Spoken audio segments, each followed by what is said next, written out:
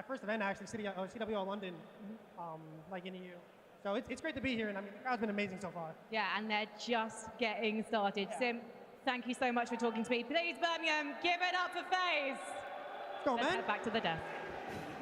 The boos continue live here in Birmingham, but I am all smiles. I predicted a FaZe Vegas win. They got it done. Allie, you said there would be a reverse sweep in this series. You did. You nailed that as well. Thank you so much. That was insane. I mean, they literally flipped. It was like LA Thieves beat FaZe Vegas on some of their best maps, and then FaZe Vegas flipped and beat them on some of their best ones. And Chris Lair, dude, this guy he never stops putting up numbers like that. Simp is the greatest in the game for a reason. He showcased it here in front of all the fans. Let's take a look at your scuff play of the game, because Nameless, it is the capping to the reverse sweep 3 games in a row after being down in the 0-2 hole.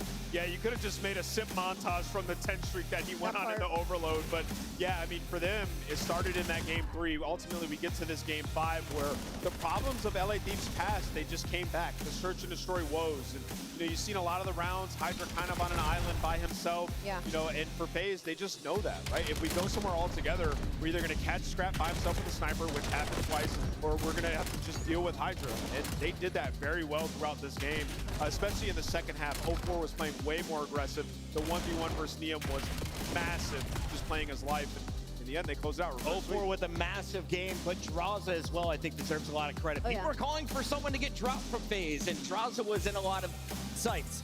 Today, he popped off, and he was nearing the top damage in every single game alongside Simp and Scrap. Let's talk a little bit about LA Thieves, though. You picked them to win this. They started off 2-0 before the reset in game 3. Good morning, everyone. Finish, Allie. Where did they start? I did not know that they were going to start. It was an overload. I mean, that was well, just like anything, I did not think they were going to start this early. Because right now this is the second or third match that's going on right now. Let me take a look right now. Yep, it's technically about the third match right now. But you have just 1 life left. But right now it's going to be, as y'all can see, there's plenty of matches that have been played right now. Right now, and it's still happening in the Bravo stream at the moment. I did not know they were going to start this early, like at 7 o'clock. I did not realize it's going to be at start. They were going to start at 7 o'clock. But you know, at least I found out now. At least I kind of found out now than before. But you know, it is what it is. We're gonna be watching whatever is gonna be. We're gonna be seeing at the moment. So. I have to go FaZe just because of the reverse sweep. I feel like that takes a lot more when you're down 0-2 to play. Mental fortitude on display here. And final thoughts as we wrap up a great rivalry. Yeah, I have the opposite answer to the question you asked Allie. I think, you know, looking at Gentlemates, 2 wins in a row after 4 and 7.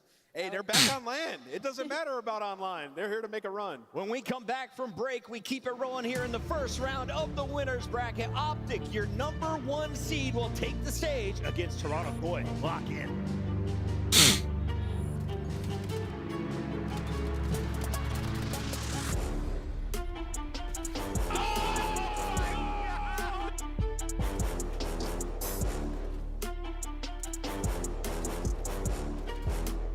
Yeah, right now this is a major. Yeah, right now this is Major 3. This is not major, but this is I believe. I'm not too sure, but I believe this is the second or third match. Get your tickets before they sell out at DreamHack.com/Atlanta. So I'm actually kind of quite late. Dominate the competition on stage with the but at least I'm able to get a chance to watch the other matches today. But it will be a short stream, unfortunately. Seems like, and I know they're going to start early, but you know, it is what it is when it comes to these international tournaments. They're gonna start. It's gonna be starting late on your side. Metals, who was going on that long route a couple lives ago. Maybe the one player who's gonna mess with this setup. Here comes the pressure though for Heretics with around 30 Yep, this is the second match for well, in terms of Alpha full. stream. But with 20 seconds left, there's a contest. believe this is the yeah, this is must be live right now on the Bravo stream at the moment. I'm not too sure. I'm not too sure they got the Alpha. I'm not too sure they got the Bravo stream. I don't know. I'm not too sure they got the Bravo stream, where they got the Bravo stream, but actually, I'm actually gonna pull up the Bravo. I'm gonna pull up the Bravo stream right now. So give me a sec, y'all. Give me a sec, y'all. So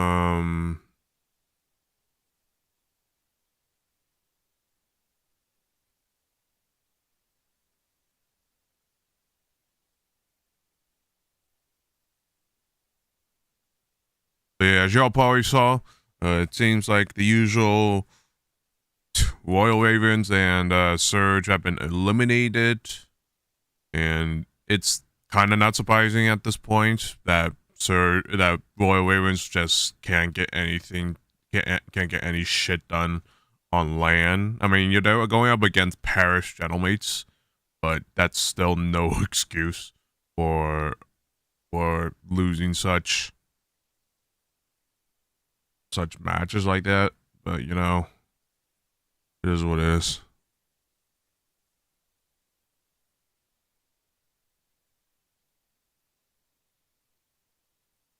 Well, I think I'm actually gonna probably. That life was for Rentor may not mean much as you're gonna get on this. You just have to deal with Metals, who is across the map, and maybe he had mute field, so they don't find Metals with that play, and he's able to find who was that Envoy on the hill. He's able to get the double, and now you're right back to it. I'm imagining it was the mute field play. Yeah, mute field plays I think are all over the place right now. Yeah, just Envoy just made one. All right, well, mute field plays all over the park. Paris still holding on to this lead. Big fights for a big P3 now. Sib and Neptune trying to work together to break this through the back. Oh, throws an nade back. Tosses it back in. Envoy took a long round to challenge this from the front. Okay, this was a previous match. This was previous match. Seems like Gentlemates won. No kidding. Break from Paris. Yeah, that one a lot cleaner than some of the ones that we have seen, but they find the one player who's not in the hill. He had a 3 stacked on it. Trophies weren't there. And then So, Envoy, the match that would just play right now was LEFs versus FaZe. For some reason, they got verse swept. It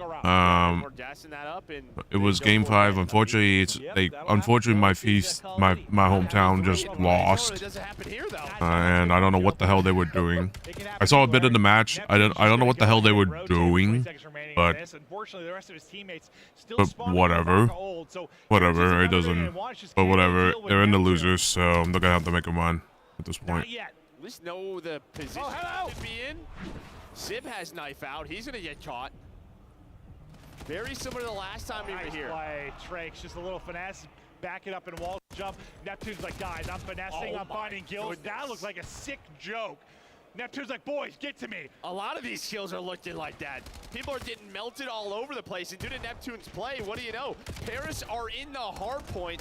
They don't have the spawns, but it has not mattered. Well, that's the thing about 3 or 4. You can win it from the front. And they're going to try to do exactly that here. Last time they got kind of blessed with the spawn in the back. Ryan blessed, like Heretics just didn't have the spawn in the back. Whoa, what's going on? Metals is one with a bush. Trakes is going to get 2. Metals is going to pop. And Heretics are right back in this. Nobody can get a strong hold. Really. Everything's split. Nobody's able to breathe right now. Like, you've had some longer holds, but not many. Not many, as both of our teams are just breaking back and forth. And you should see that in the scoreboard. About to be a tie game as we head to P5. I thought maybe the final couple seconds they get the picks, get the lead change, but now they're going to go off old. Okay, chat. Trying to set up now. We're trying to break for this P5. I'm gonna switch it to Bravo stream right now, so give me a sec. Like do with it, so I just think when we're all on the same PCs, same internet, like we just come out on top. Yeah, so there's no ping to provoke you guys. Oh boy. The fact that my PC can't handle 2 streams at the same time. It's actually kind of funny because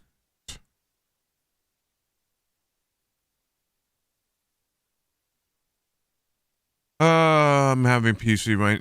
I'm having some weird PC issues right now, chat. I don't know why. Yeah, my.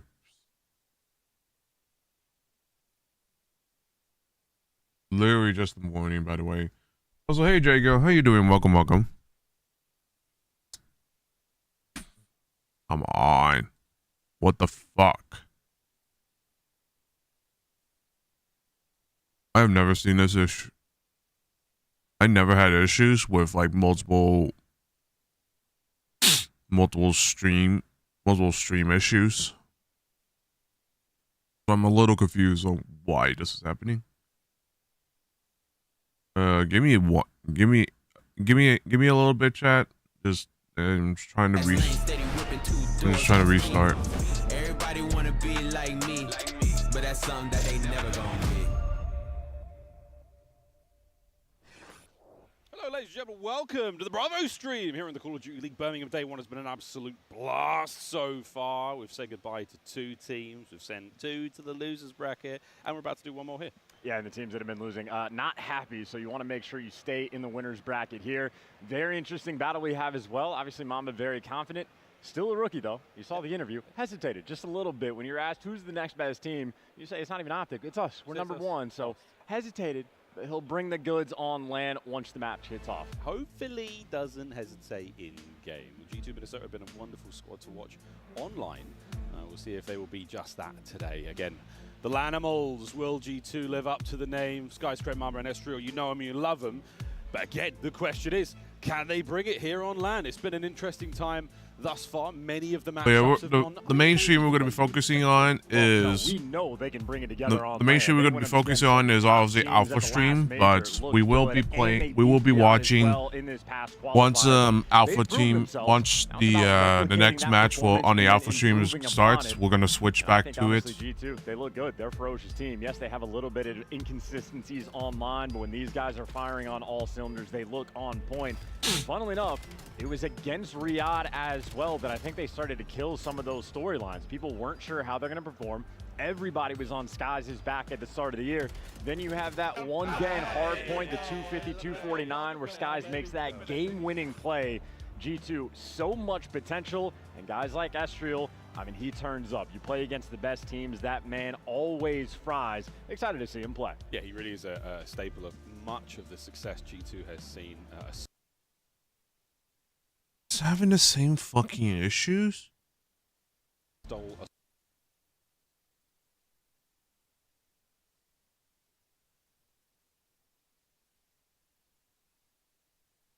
It just doesn't make sense on how my PC. It doesn't make sense. Oh my God. I never seen my PC have or just this browser have this many issues right now. I don't understand this. Hold on. I have to restart. I have to restart the fucking.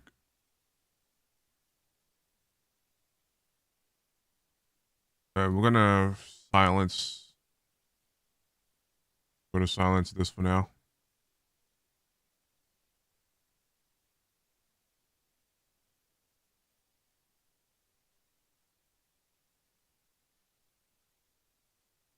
See, got the coaching staff, guys like Looney, guys like Clayster. They're going to be cooking something up extra. So when I does this, okay, for some reason, 2 streams at the same time, one doesn't. When I try to full screen one of them, it just freezes everything. That doesn't make sense.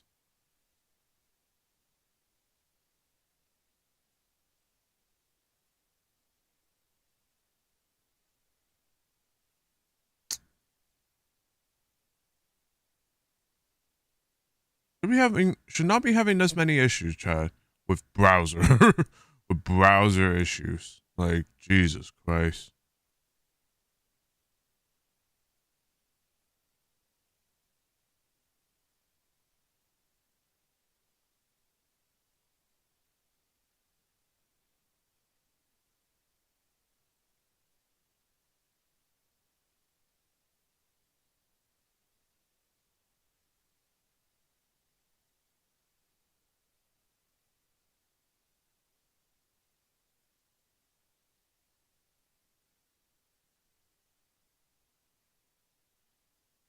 Sorry about this, chat. When shopping for personal loans, bait and switch rates can be deceiving. You can count on Credit Karma to help you find. It's playing ads. I don't know why the Call of Duty. I don't know why the Bravo stream on Twitch plays an ad.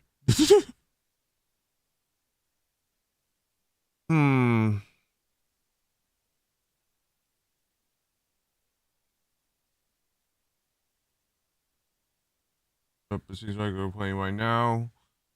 Falcons versus the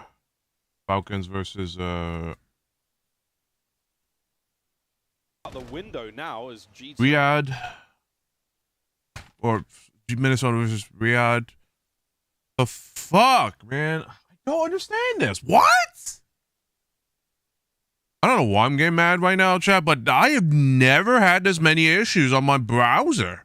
Excuse me? What the hell? I have never seen it. I have never had this many issues. And for some reason, just by some coincidence, today is just, I am having so many issues. It does not make any sense. What the fuck?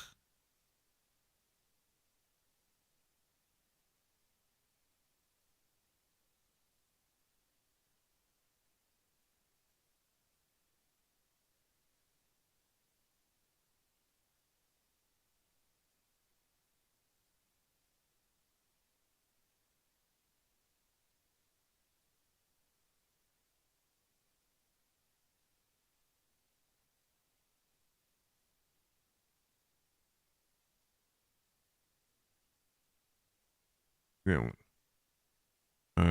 Give me a sec. I'm just trying to. That reopened.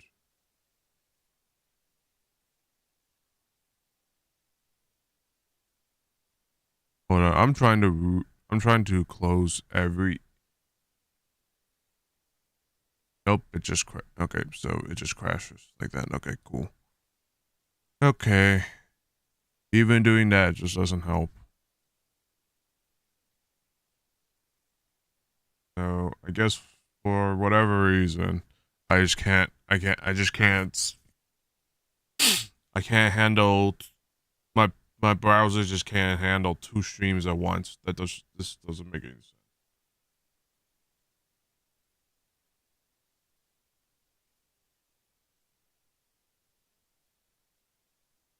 I'm so sorry, chat. I never had this many issues. I never had this many issues with, like, I handled pretty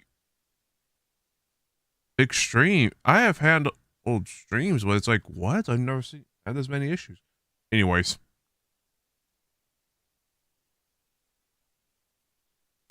That is a dagger. That is time, Falcons. Literally. Anyways, returning back to the G2 Minnesota versus Riyadh Falcons. Everybody on G2 Minnesota singing sweet. They're gonna have about a 90-point lead. Falcons yet to take flight. Good gracious. 15-9 for Kremp.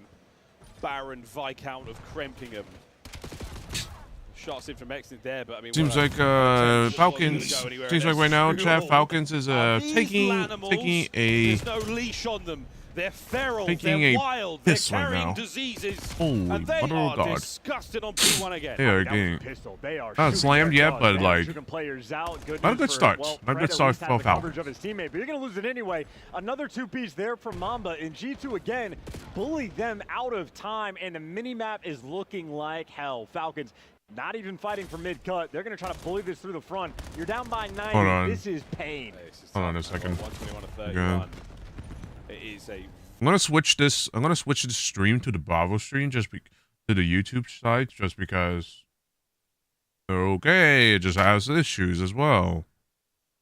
Oh, wait, never mind. We're good. Chat's not... the chat is stuck for some reason. I can't even get it to pop up. Hold on. Chat's not showing up. I can't even get it to pop up for some weird reason. Okay, there we go. fine. It was actually just fine.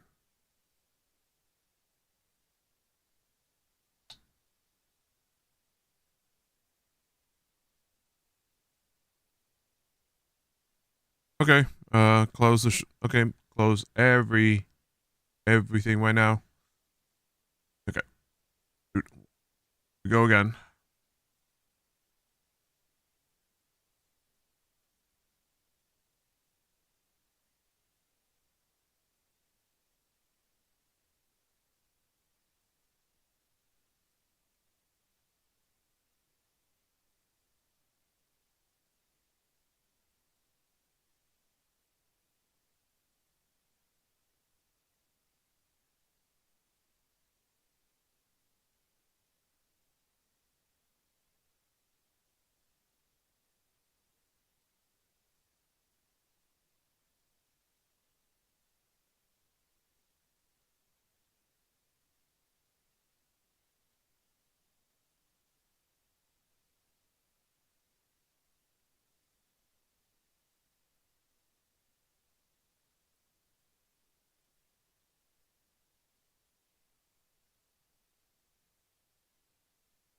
Hold on, I'm just trying to get this fucking thing.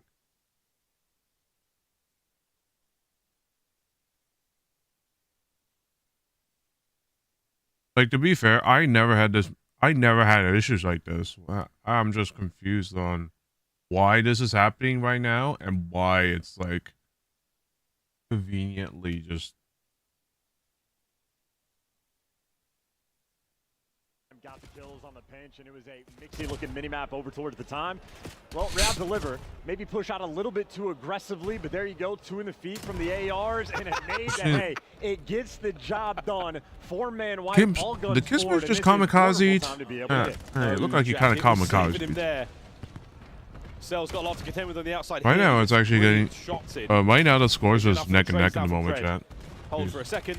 Ascent there. Watches that mini-map carefully. Lovely chemistry once again. Falcons, what a comeback. We are The very Challengers much matches were alive and pretty kicking. intense. Into the next set Well, we go, okay, and so Falcons, okay, Jago, this chance to get back is not into this is not very the much so. pro-am at the moment. This is not the pro-am tournament at the moment. It's just it's just 2 streams, but obviously because DreamHack is a 3-day event, they have to compress within 3 matches. They have to compress everything into 3 days. So, and also this is only like 10 teams. So there's only 10 teams right now, and obviously 2 are eliminated. So that helps Exnid's job become that little bit easier, not having to worry about that push, just in case they go neck and neck. But either way, Fred, that is that, folks. Think the back pocket for the young Australian. yeah, they're trying to make a good comeback. Well. Yeah, it was a slow start, but look at him now. Has already caught up to Krempin. Everybody else maybe feeling the heat. Mamba 14 and 25, and the P2 battle, we have traded it back and forth by the looks of it. Falcons, oh, come on. They're going to be good for the long time. Anytime Exton gets 1, good for 2. He'll full send for number 3. And maybe a missed moment. The Falcons don't actually block these back spawns. 5-3 there from Kiz done. Towards the back, it's going to be G2 reinforcements, and that's 3 in the feed for now. And this is the lead change again on the cards. Krem, another 2. Exnid manages to slip the net. A slight hole in the radar of G2 Minnesota. Skies hasn't looked left either. He's still there. What a moment this is. It hasn't amounted to anything just yet. And Exnid, that's it. He's managed to get through the back. 35 on the clock, and no one's ready for this. Only good for 1. No teammates there for the trades either. And the back spawn flip with 30 to go. Yeah, now this is an easy read for G2. They know everybody's in the back. Now it's just going to be the funnel system. How was that? He's watching couches. 2 players there. Mamba, it's all the guys in front of him. In front we go. Trades, red, white in the feed, back to red. G2 Minnesota read it and deal with it. Spawns flip though, once again. But over 200 points, we now cross. This den's coming close to close. Yeah, and actually with a psychopath running in with the knife there, but a P2 or a G2 set themselves apart. Small lead, but a noticeable one. And lovely play there from Mamba, but Selim sniffs it out. Selim now in prime position, the flank covered. Mid-cut, the next thing that's going to be open, but you know exactly where to look, and the kills at this point falling into Falcon's lap. Just hold on to those, lads. Possibility for another lead change this late into the game. Fred absolutely ripped by Mamba there. We've still got the hold, though. It's still on. There's the contest. The man through mid. Whoa, wins a big one from Skies. And now G2 overwhelmed the time. Kismet now, the last man left alive for the Falcons to make the hit. Pred on the mid pinch, closed out. Can Kismet get there in time? 99 Kiz when you need him the most. Yeah, it's good reposition. Alive in the middle cut. Great tags, great shots, trying to do a little bit extra. You see his teammates in the feed giving him the kills. Ezreal right now, a distraction that does not last in a pistol shot on point.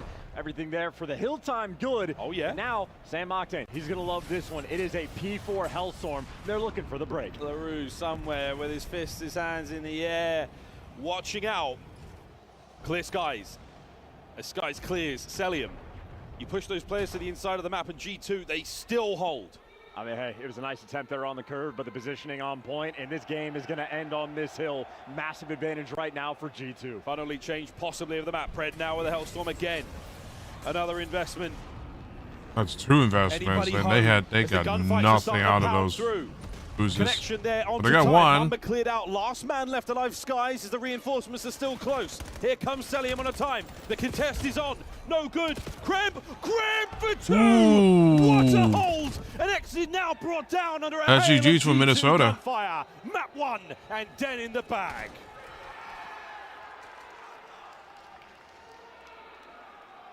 Don't leave him hanging.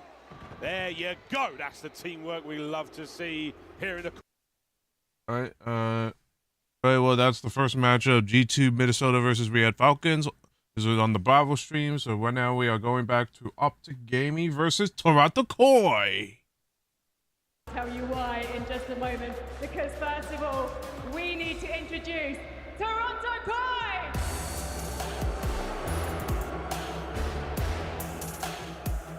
There's two options on the table here. It could be a fall from grace or a rise back to the top. Phoenix and Inside have spent so many tournaments making it to Sunday, getting to finals, and they have the roster to do it. They just have to put it together. But they got to go through the green wall, who they just played recently, and it was off to a pretty tough start. Something tells me they're going to put up a better fight today.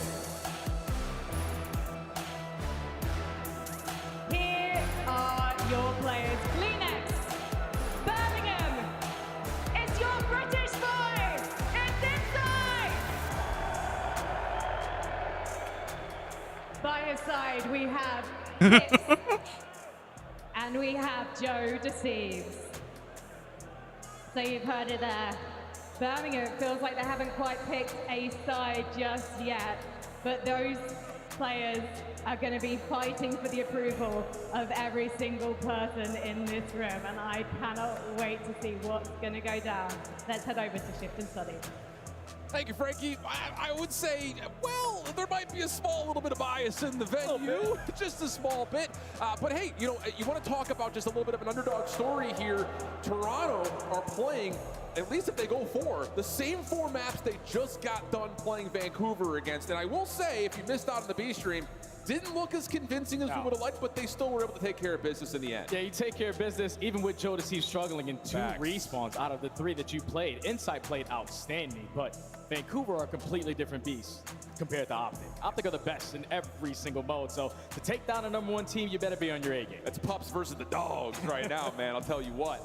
For Optic, though, hey, coming back into this #1 seed, I don't want to like spook the audience a little bit. Last time they were in Europe as the #1 seed, it was in Madrid. We know what happened there. So there are a couple of ghosts that they need to kind of slay here as they move in towards this first matchup that they play against a Toronto team that is going to be playing a little bit hot, but it is still undeniable what Optic has been able to do across just about every single mode, in about every single map. They look like the complete thing right now. Yeah, the only map that they don't really play is Blackhawk Hardpoint. Everything else they have tested throughout Stage 2, and they have found a lot of success throughout Stage 2. You can see it on your screen, most Series 1 in an entire stage. You also won 31 out of the maps that you played. I mean, shit. I mean, you put a lot of matches within the 6 weeks. You're gonna get the most. And if you are the best team, you get the most wins.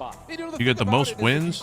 And holy shit! Everyone plays everyone in the online qualifiers. Good lord! It was going to be a pretty clear delineation between the top, the middle, and the bottom. We didn't get that. So I think just looking at the fact that everyone was beating everybody For Optic to come up and sit there and say, we're not going to lose much at all, even just maps in general.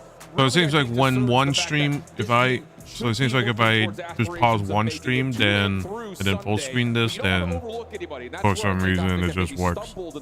Yeah, you definitely don't want to look anyone that you play up against on that main stage on LAN. But the good thing for Optic is you just played against this core lineup a couple days ago. And with Optic having such a great start to the qualifier, sitting at 7-0, 8-0, the last couple of teams they played, I said, that's all good. You can play your best map versus us. Because that's going to provide us the best practice. So, hey, Violet, welcome. It's been a really long time. How have you been? Vancouver, but Optic still were able to get that W at the end of that hard point. Yeah. This is a must-win, in my opinion, for Toronto. Absolutely. And let's just kind of throw everyone into the world of no here. Knowledge is power. For Toronto, they lost this map versus Vancouver. Oh, yeah. And a lot of it came by way of they were set up first for P2. They were set up first for P4. 4 straight times, but they got broken at every single hill that they had control on, which is something that would dramatically have to change. The energy starts to rise as we get ready to go for map number 1. It's been a minute, England, since we've had a chance to see the green wall here in person. So I'm going to ask you once and only once, are you guys ready for a little bit of Optic today? Now let's find out who's ready for some Toronto today.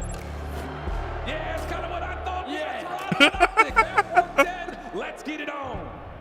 Early into the action, Koi need to come out of the gate swinging. Yeah, the Denard points up to kind of a little lackluster on this match, but they should be able to handle this no problem. And that is exactly what I'm talking about.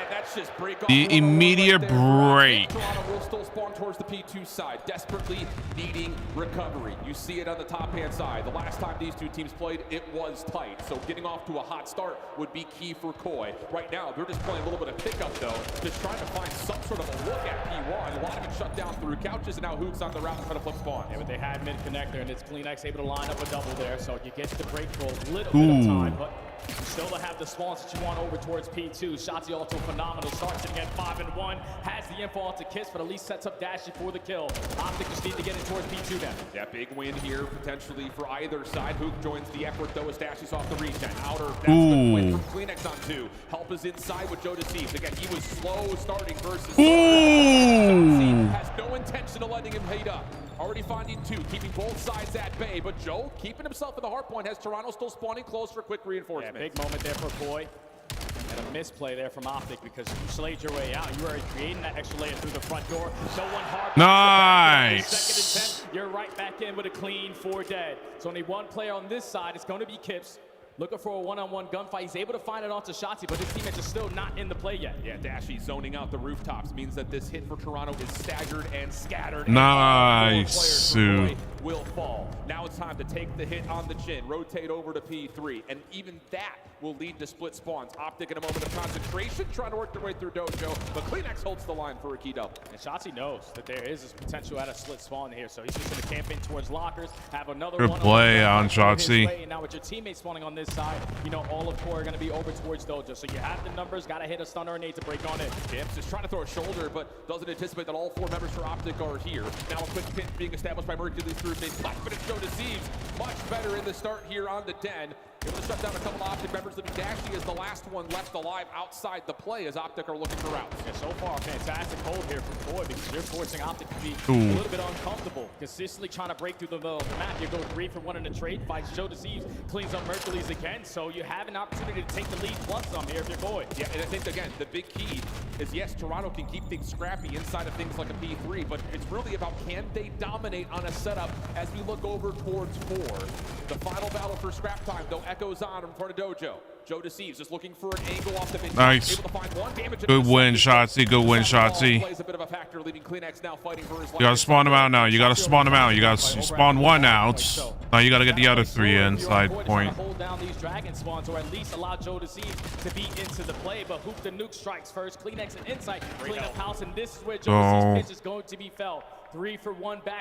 Man. Again, have another chance to take the lead. Can they hold? That's the big question. And Dashy's already kicked things off with an entry. CleanX caught, trying to jump over to fill the gap.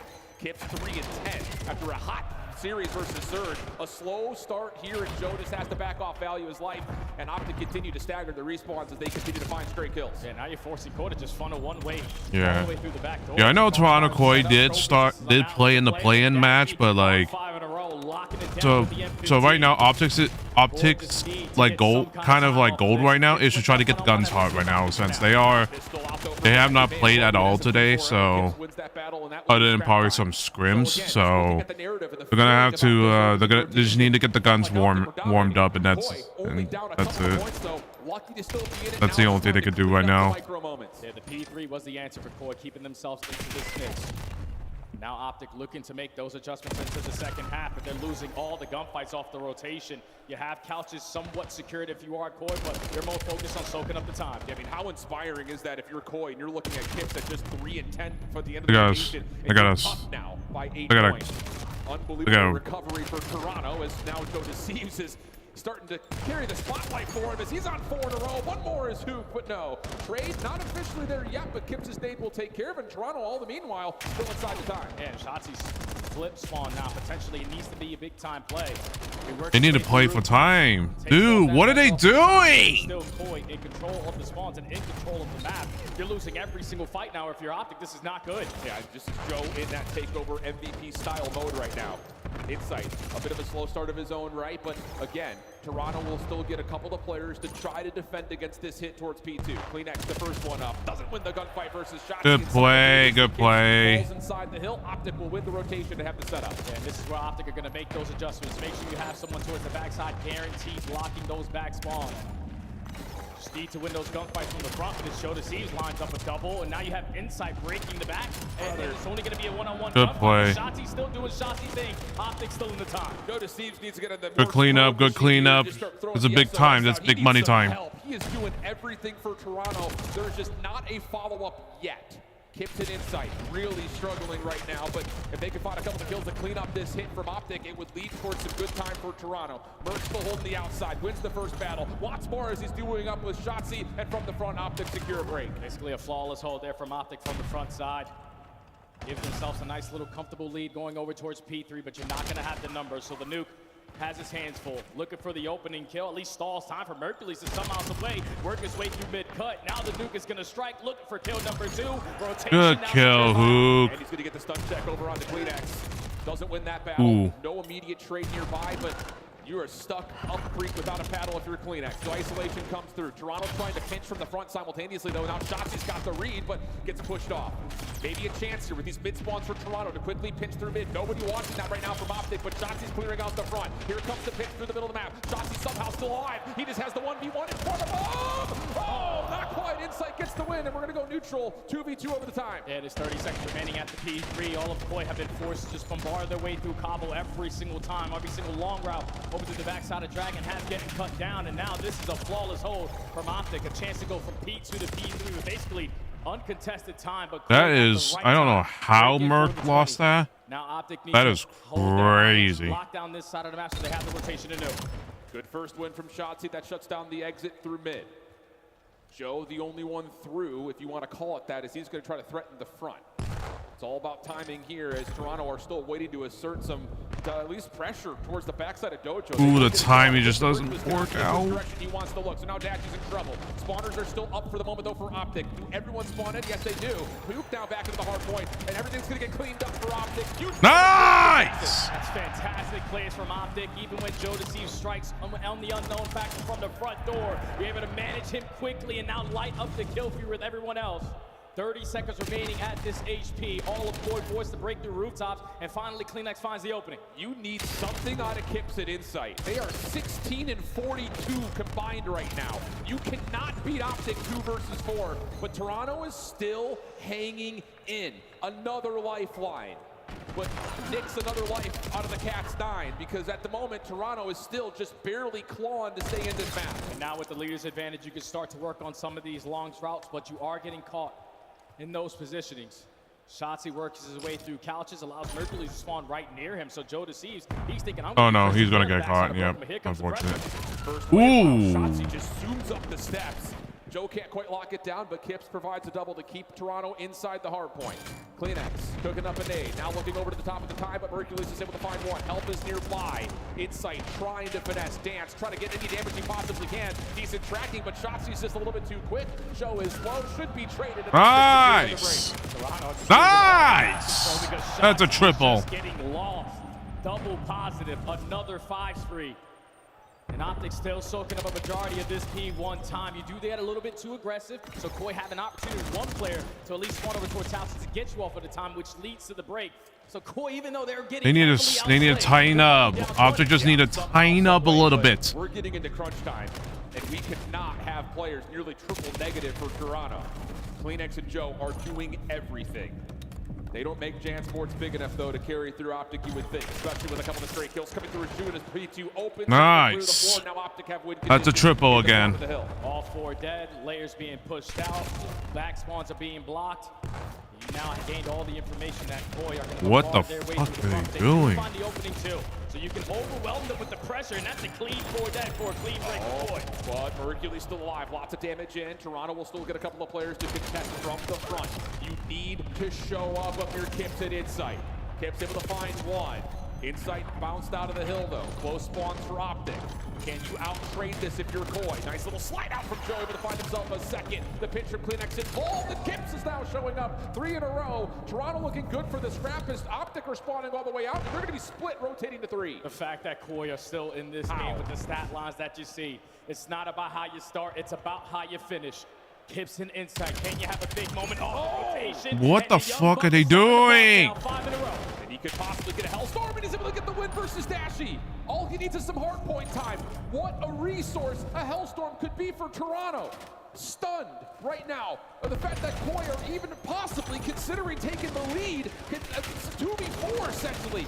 Kips are not still able to get the Hellstorm shut down before he can earn it, and Optic have numbers to break. Yeah, who's the nuke? Fucking double through mid-cut. Now you alleviate. Need to tighten up. Need to tighten up. You need to tighten up. Push out over towards Dojo, and you are trading effectively. You can still win the game here if you are Optic Texas. Koi gonna give it another push through Dojo. And you know where the hit is coming from if you're Optic. Mercury's taking a lot of damage. Instantly traded out. Boom, right behind him for 2. Doesn't predict the third. Joe, the last one left alive. Has to jump in to find the final 2. Nice! Can Kips get there to contest? No, he's not going to. It's going to be map number 1. Nice!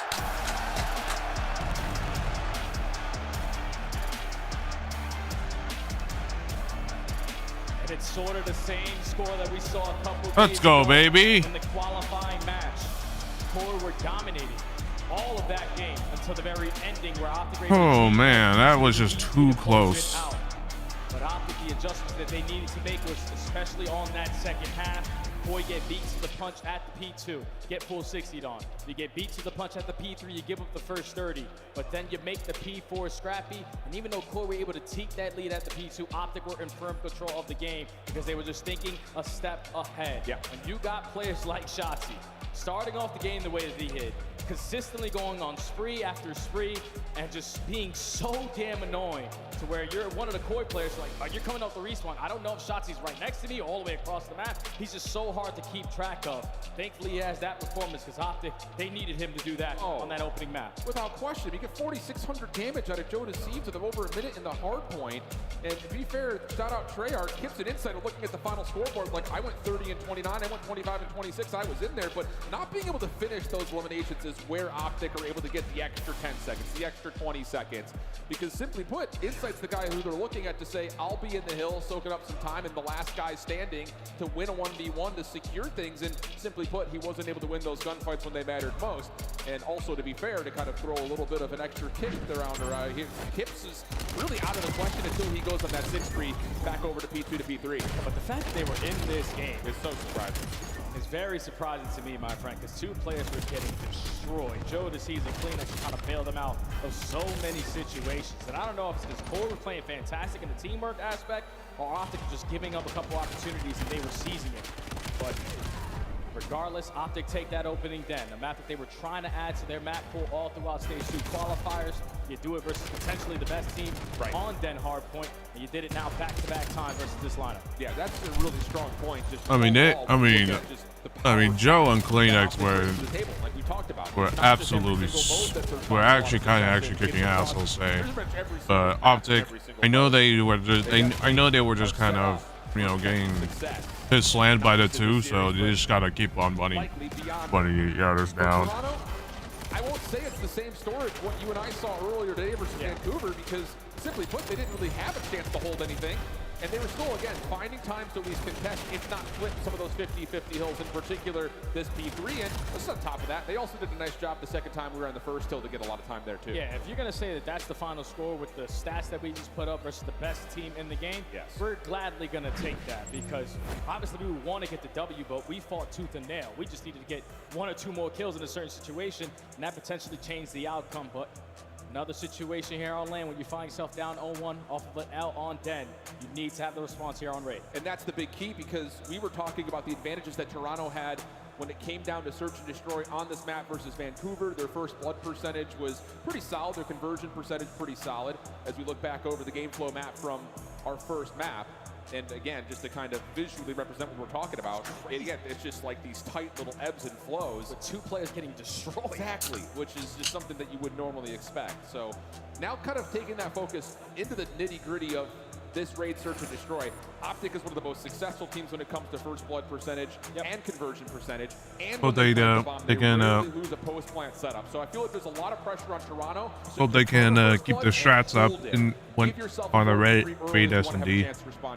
Yeah, and also one more thing, Optic are the best team on defense. They always strike for that first blood and don't really allow you situations to get that bomb down. So a lot of things in the back of the mind if you are Koi, but thankfully it's a map that you are very familiar with, a map that you just played in your last series versus Surge.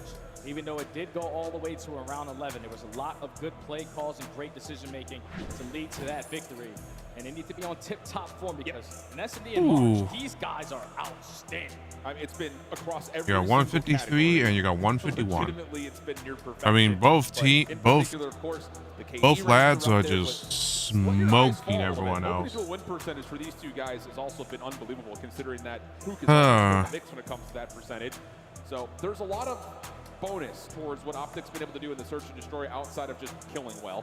It's been done around the objective, and I think in particular, like we talked about, they don't allow plants to come through all that often. They retake well, and on top of that offensively, they plan a lot and they hold a lot. It's just everywhere. It feels like it's top 2 in the league right now. Oh yeah, that basically tells you, best team in the game, my friend. So gotta bring your best stuff.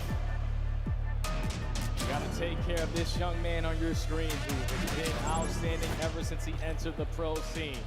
It's going to be Optic early on in the attack. Oh yeah, Optic Access 5-2 and Koi 3 and 4. So. Right down the water steps. They know someone's stuck in the corner. A little bit. Ooh, that's so unfortunate. Again, can Toronto hold that advantage? Nice. Just dives on into the fray, comes away. Nice trade. 3v2 for Optic. You know, both players from Koi all the way across the map. So, do we decide to get the objective down or continue to play the ring around the rosy game? We'll just wait until we gather some information, because it's already been 30 seconds and Koi have yet to show face. But they have to check something at some point, though.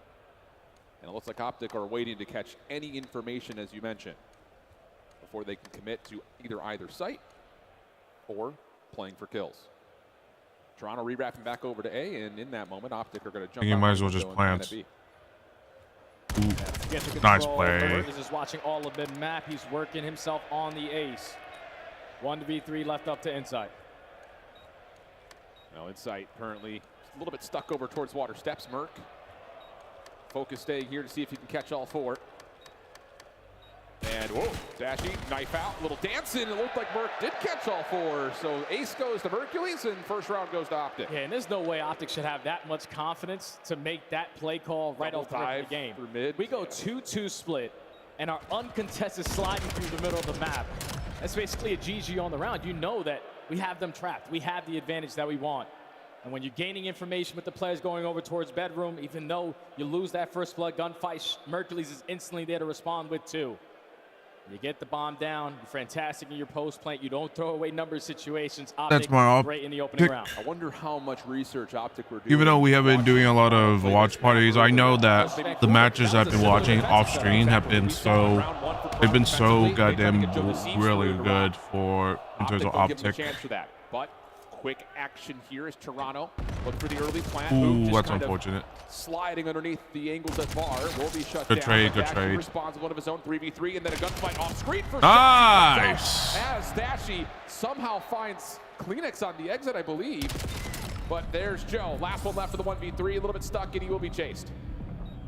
If I'm Optic, I'm not going to give him a chance. We're going to send both players to commit on the gunfight. Good play. Dashy at least stays alive to set up Mercules for that final.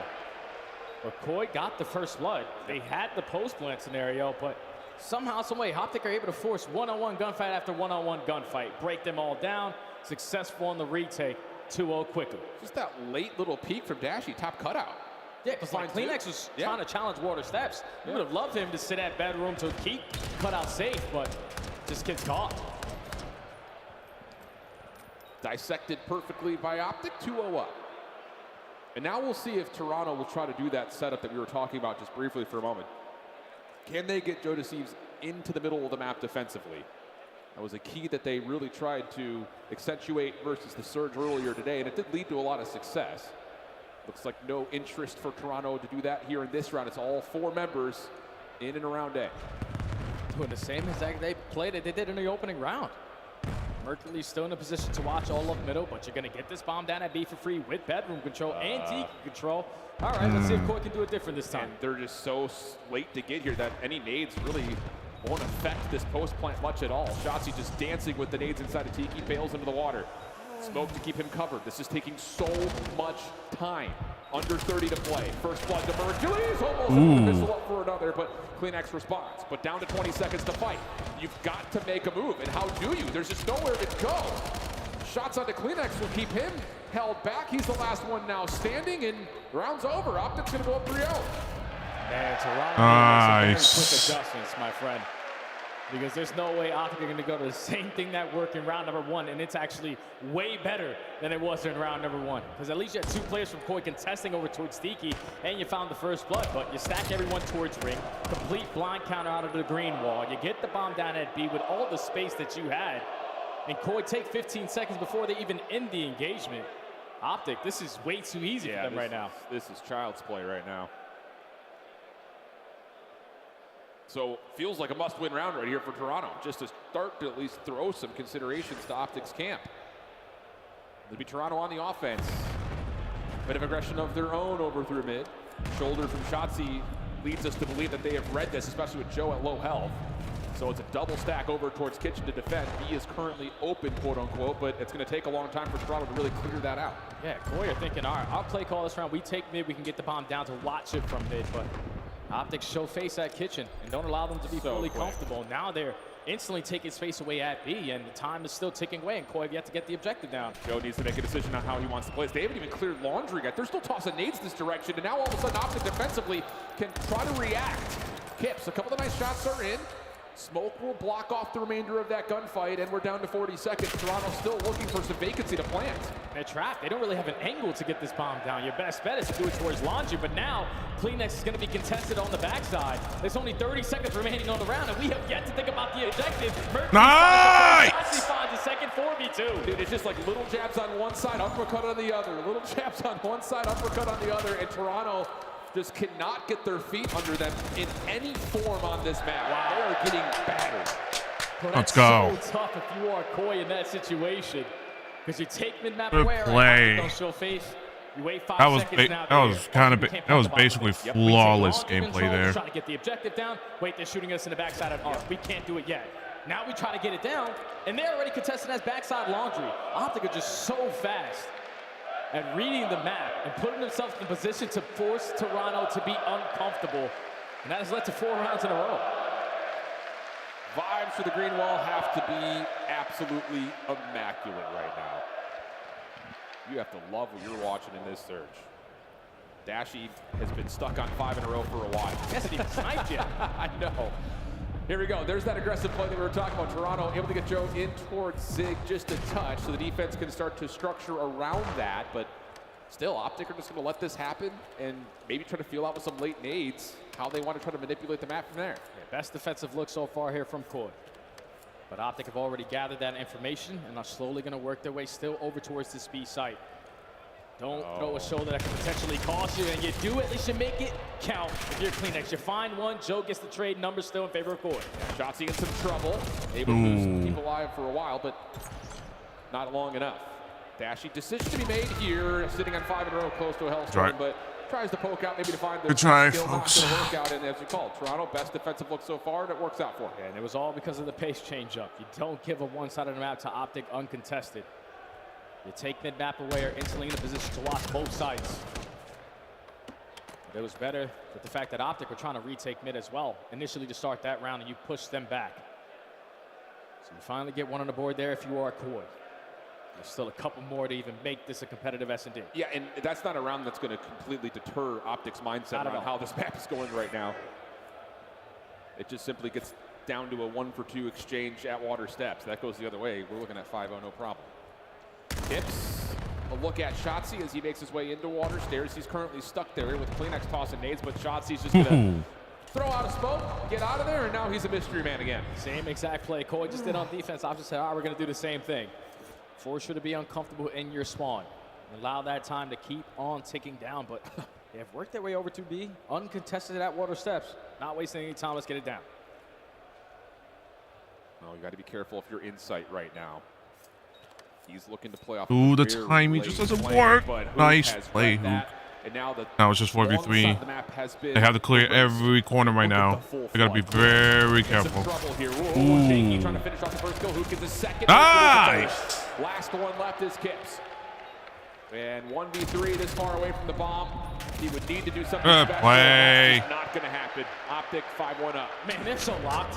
Yeah. Like, they watched Toronto play Vancouver without a doubt in that first matchup, man, because when Koi had that post plant set up 3-for-1 split, Inside found so much success at Rain.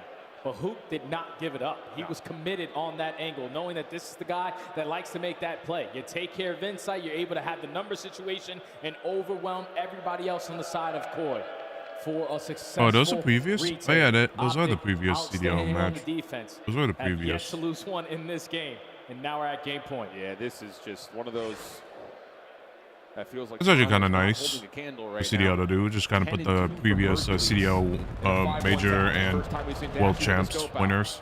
This is his first attempt at Insight, but Shotzi, meanwhile, has gotten through again. And there's still pressure somewhere on the map from Optic, which has been the staple. And this is very easy now if you are Optic, because all we need to do is just back them down over towards Laundry. We could potentially that's plan it for the middle of unfortunate. the map, but Shotzi gives up his positioning, gets first blooded. Now in a man down, you got to make up for it. Thankfully, you got Mercury's 3v3 still. He's still throwing shots. Nice. Who gets one more That's over a the good Laundry trades. side. Mercury's, of course, aware of the potential threat on the flank. Puts himself in a bit of a corner. Joe sees Dashy. Dashy sees Joe. Gotta get out. And he's like, I'm out of here. I'm not trying to fight that. And Optic are just going to play this backside Laundry. Nice. He's hanging around, finds Kips, and now you know where Joe is. So just make sure he doesn't peek you while you plan, and you've got a 3v1. Bomb's going to go down. Joe sees that you have yourself a vintage moment to potentially bail your team out. You do. Hey. And he's put it in the finishing touches there on the search to destroy. Optic looking outstanding so far to start the weekend. Basically a perfect raid search. Now up 2-0 in the series. Child's play. Holy cow, dude. I don't know what you say, Jay. I mean, we've seen so much out of this Optic team over the course of the long round robin online qualifiers. And enough to us to have a lot of conviction saying that this is clearly the best team in the game. And now you get a two-map affair where you play Toronto on their best hard point. Excuse me. You are really controlling the entirety of the game. You're essentially playing a 2v4. Yeah. And then you get on to a raid search, which Toronto just came off of. Looked fine. A couple of mistakes when they played Vancouver, but largely fine. Here, not the case. Mercules, Dashy just take control, take over. And now we're looking at an overload where it's just like, well, good luck, you're playing Optic on overload. Yeah, it's tough, man, because Optic are the best hardpoint team in the game, showing why they're the best search and destroy team in the game. And oh yeah, if you forgot, they're also the best overload team in the game as well. It's going to be exposure overload, potentially for a chance for Koi to continue on in this series. And we did cast them versus Vancouver. They've won 8-0 flawlessly, so they're very comfortable here. Yeah, not the first time on the season they've won 8-0, let alone on that map. They've done it 3 times. Just comes down to you're playing a different monster when you're looking at exposure overload and the green wall lined up against you. So far, it's business as usual, Jay. Optic looking every bit the threat that they established themselves online. And now, if you're Toronto, you're kind of fighting for some momentum in any form here as you consider map number 3. But the desk, I'm sure, is eager to talk more about this, so we'll head over to Puck into the game. All right, we predicted a 3-0 here on the desk. It is shaping up. We're gonna take a little. Gonna wait for a little bit. Gonna wait until the match comes back. On Toronto Koi that had a combined. Gonna wait for a little bit for the matches.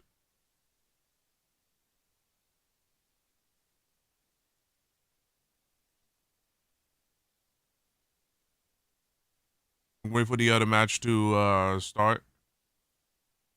All right, we're gonna switch up to Bravo Stream. Right now, it is actually really close. G2 actually kind of take it real close. Wow, he's found another one. I don't believe. And there you go. There you go. There you fucking go.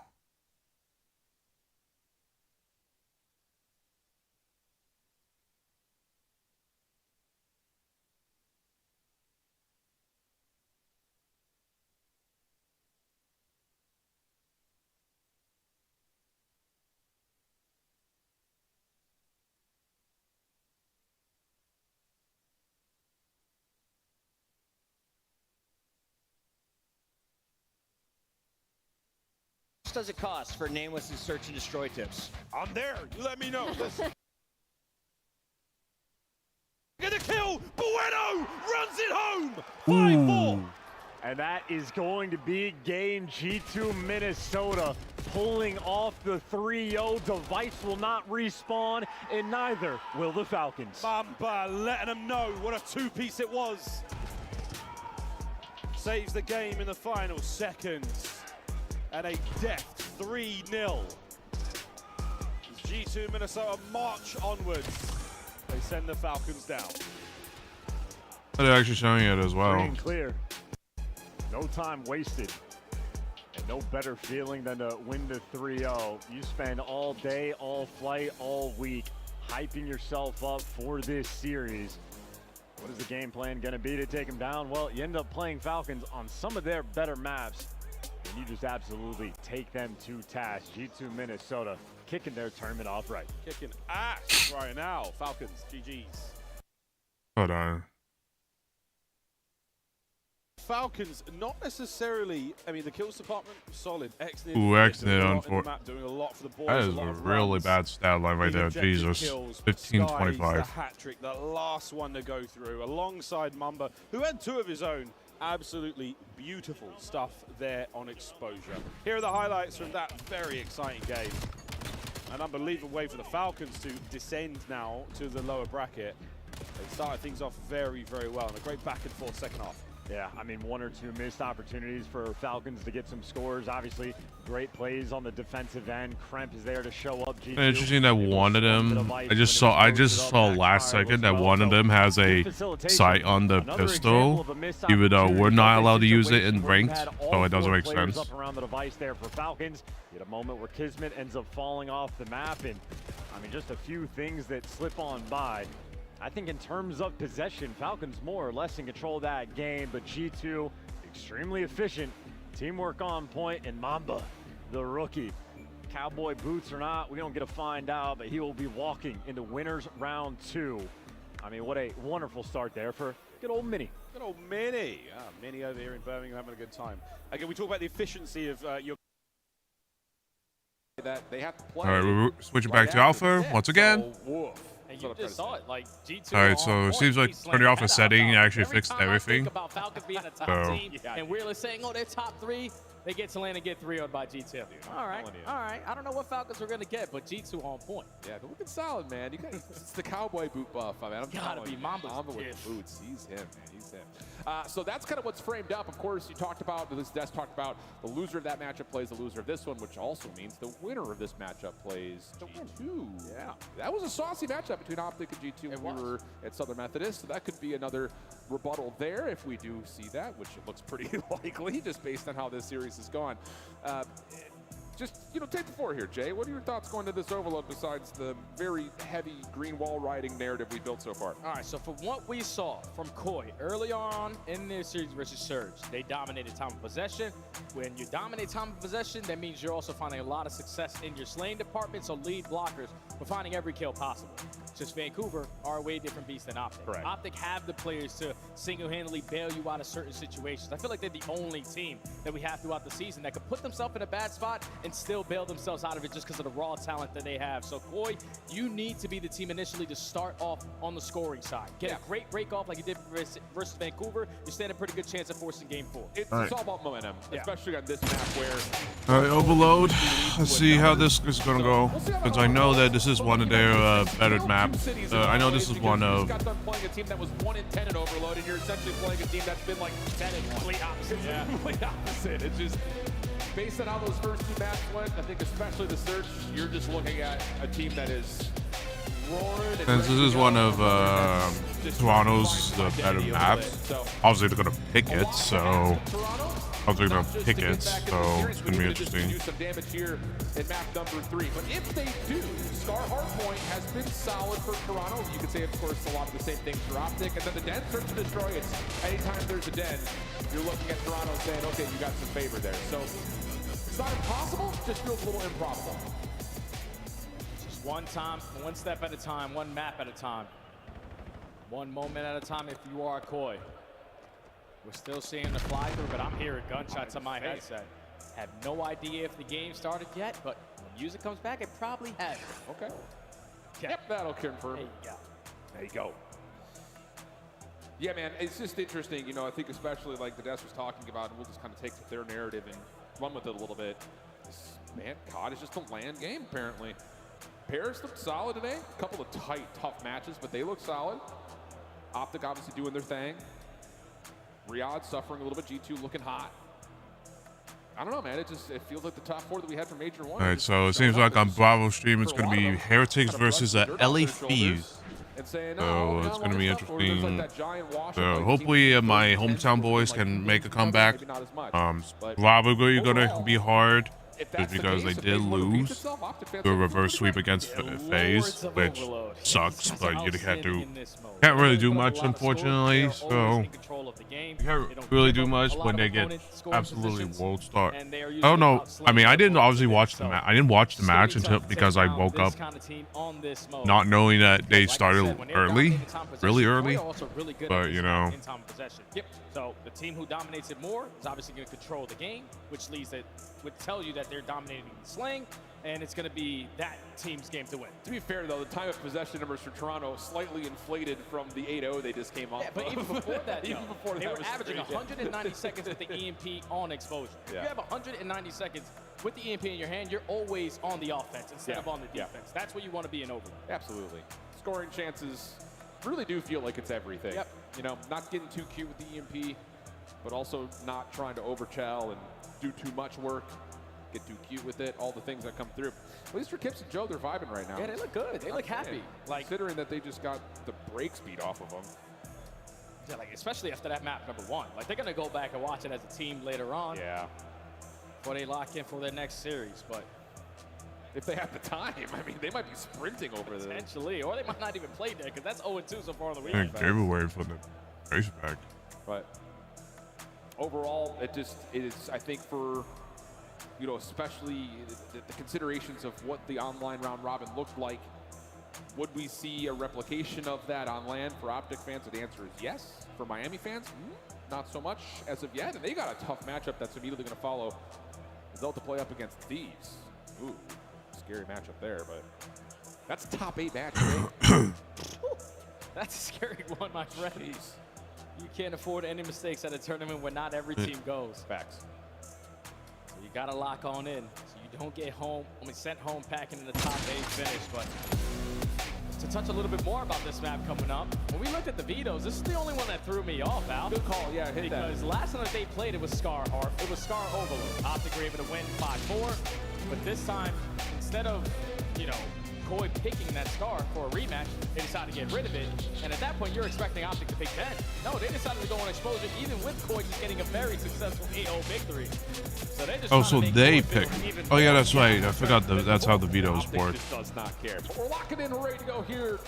Toronto Koi bans the overload, bans the overload, and then Optic can pick it. It's quite interesting that Optic were starting and wanted to play this map against Koi, but let's see what happens. From Shotzi. Dashy just needs to stay alive, and Shotzi should be able to open up the middle of the map, but all of a sudden, you got Toronto opening space, and they should just score an A here. That's a perfect break off there for your Koi. The name hits there for Shotzi, but everyone else drops like dominoes there for Toronto. And they get the first one on the board very quickly. This is exactly what we saw them do versus Vancouver. Wait for your teammates to slate back over towards the reset. Now we got 2 kills going away. Thankfully, you captured it when you did, because you weren't going to expect Mercury's in that spot. But Koi, get on the board first. Yeah, you got to clear Dashy out of his position outer panels. Easier said than done. EMP spawns, immediately grabbed by Merc, and now Hook is nice. And this is going to be a quick counter capture. There's just no way Insight fights up against this. So a solid break off from Toronto, but the re-attack for Optic, I would say arguably better. Yeah, now we might have what's going on? Attack here from Koi, because every single player from Optic is still trying to slay in their spawn. Hook, the last man standing. Everyone else coming off the respawn. Need to put themselves in a position to basically break this game down, but here comes Shotzi on the pinch. Nice pinch. Now Optic on the offense. Yep. Hook will fall at mid-map, and you get a secondary kill from inside onto Shotzi. So not really a chance here for Optic to sprint over towards A. They will still grab the EMP and manipulate the map out of the P3 building. Dashy up and over. A little bit of trouble here. Naded, able to get a stun off before Hercules is double. Holds on to the EMP a little bit longer. Gives Dashy a second chance at this battle, which he takes pretty firm use of. Pistol out, trying to find the EMP carrier, but Kips is out of there, and now Toronto will hold some possession time. That's good finesse there out of Kips. Just grab the EMP, get out of dodge, and now you know all about it. Ooh, that's unfortunate. You find the opening kill over towards B side. Now you're going to hit the go button. You know that Shotzi's working the pinch. You clear him out, but you lose your lead blocker. Now you're forced to slow down if you're caught. Hercules gets a solid read on Insight, but cannot find the shots to take him out of commission. Dashy looking for the trade. Another tough battle, though, as Insight just keeps dancing. Soda seems right there for support. Now Toronto have the numbers and the damage in to try to force this into B. Defense going to get here, though. The Shotzi is able to get off the regen to find the EMP carrier. Toronto still trying to force this all the way through, though. Insight on 4 in a row. Just dives on forward. Can you get the pinch off? Joe! Nice! Get that shit out of there. Jesus. In control. What a goal line stop there from Optic, and it's all due to You just gotta keep playing how they play. Just gotta play with teamwork. And hopefully they win the gunfights. All he needed was one to slow down that play. And now Optic back on the offense. Already a lot of pressure up through ring. You're gonna make it a one-on-one gunfight, but Dashy isn't gonna take it with the Jaeger. Gonna wrap it back over towards B. Can he value his life? Can Mercury stay alive? He does not, but Dashy's at least out for now. Yeah, but off of the regen. More damage on the Kips. And now he's got help with Shotzi nearby. Trade is out, though. Optic still trying to get something set up off the respawns. Dashy continued to pull the focus up and around mid. CleanX able to take him down and immediately grabs the EMP. Not a lot of help here for CleanX. Big kill. But he's able to get a second on the Hook. Follow up, though, for Shotzi is a little bit too easy. And you notice he's under some pressure here as he sneaks somehow, some way through P4. This guy is a magician. Yeah, you can't be committed to this fight if you're Joe. You gotta just allow him to be alive. Someone else will track him, because here comes Shotzi from a different angle on the pinch. And you nade yourself with your Kip, so you're going to be outnumbered. You don't have mid-map control, and Shotzi's still clearing out a lot of space over towards A. Optic have a chance at a score here. Looking for the isolation on the CleanX. Ooh, nice kill. A good opener here for CleanX at 15-8. But Optic still showing force through mid. Kip's looking for timing on a pinch. The rest of Toronto setting themselves up for a defense. Hook hasn't been able to find anything yet, but is eventually able to drop down and find Insight. Boom! Oh, mercy. Hercules, another. Nice score. That's just unbelievable finesse out of Hook and Dashy. Show presence one way. All right, we're going to stay at mid-cut for a little bit, keep Toronto on that side of the map. And then with our numbers, just bombard our way over towards that A point. Now up by 1 with 40 seconds left to go. Point had the EMP in their possession. They're quickly trying to add one to the tally, but it's only CleanX. Farthest player pushed up, you gotta wait. Yep. And a little bit of extra damage really forces him to reconsider that play. So now with the clock starting to fade, urgency starting to step up really for both teams. 20 seconds until potential overtime. Optic with the numbers around P2, but Kip's able to even things back up again. Shotzi working over the top, trying to find kills with Dashy, but Toronto have grabbed the EMP and have bailed out to mid. Now they've got eliminations to work with. Looks like they're going to force this to be. Nice damage coming through, but you need to keep the EMP in hand over the last second. Kleenex trying to slide around as you get there and tie. Fantastic plays there from Koi. Lead blockers. That's unfortunate. In the slaying department, you turn it into a 4v2, and I thought Mercules was almost going to break them down. That would have been a very devastating moment there if Koi don't get that second before halftime. But at least have been able to manage the plays from Optic. Some goal line stops early into the game, but you get early success, and you're going into the half tied up. Largely clean stuff for both teams. It gets really, really mixy at one moment in time. This one right here, especially with Hook having to turn to stop that play. But all in all, I think you look at this from both teams and saying, all right, great stuff. It's just, you kind of, again, you look up to the scoreboard and then you look to the individual kills, and you're still looking at two players for Toronto that are doing a lot of the heavy lifting. Yeah, and Kleenex was the guy who bailed them out of a lot of situations on that first half. With multi-kill after multi-kill, sitting at 19 and 10. Needs Good Toby kills. to be on point versus the best in the world, but again, another situation where Koya early grabbing the EMP. Good kill. That might not work out because that's all 4 dead. Yeah, after they get the first kill, you kind of feel them saying, we've got numbers, let's go, let's go, let's go. And they don't clear out their zones. Hoops trying to move their way in towards A, not going to work out, and there is no official swing, even though Shotzi behind the play was trying to open up the A goal. So Dashy going to have to hold for a moment. Takes the 1v1 versus Kleenex, doesn't come away with that, and now Toronto have numbers. That's a big moment there to take care of shots. He was working that pinch, but he almost broke you down for an early capture there. Now you're in possession of the EMP with all map control to go with it. Just need your lead blocker in Kips, who's trying to create space over towards B to find an opening. Shotzzy's so annoying. He's so annoying. He's down to one shot. You're trying to finish off the kill with a pistol chase. Not going to work. Good play. Kills before dropping. So annoying. So now Optic push back Toronto, control, and they can play off both sides of the map now. And Mercules finds this big kill right here. Could have been a difference maker for the decision that Optic decided to make, but he loses that one-on-one. Shotzi keeps his positioning over towards Tank. Now the audible at that B if Shotzi can find this opening. But lots damage in response. It's Joe who's working with Kips. And the Toronto defense says not so fast. 3:25 on the clock. Dashy still holding the EMP, waiting for help. And again, Optic just going to get all 4 players off the respawn. Ooh, nice kill. That is an incredible win from Dashy. And now there's extra pressure through mid as Shotzi steps up. Yeah, the best play with the Jaeger in hand. Ooh. Doesn't matter if he has a primary weapon. He's preferred to run around with the pistol. And now this is looking like an opportunity for Optic to potentially get score number 3. Go trade for trade. You still have the map position that you want. You just need to find a couple. Nice, Nate. Go push, push, push, push. These defenders are just not in position. Dashy will score. But there's got to be some sort of a question here in the comments from Optic. Where are Toronto? Because we've only seen 2 of them twice now. So you're still wondering, where are these other 2 members? How far are they on the pitch? You've already taken down Kleenex. Information on Joe. This should be a finish off. And now you've got a chance to just run another one in. I'm just watching that minimap the entire time. The only player who can make a play is Mercules, keeping the EMP safe. He had to watch 2 different angles in that pinch, but somehow, some way, Insight finds an angle to get him off of that objective score. And they get the stop. Not really too sure how Dashy going to the Hellstorm will allow Shotzi to isolate a 1v1. Grab and try to go, but there's enough support here for Hoop to finish things off. That will eventually lead. Nice. Now a 2-goal lead for Optic. That took a lot of work there, but they got it done. The 2 ahead. They just got to keep the possession up. Problem is, right now there's no one there, and that's just an insta. Long route being developed for Optic out of Hoop. Shotzi was trying to join him, but Kleenex shut that down.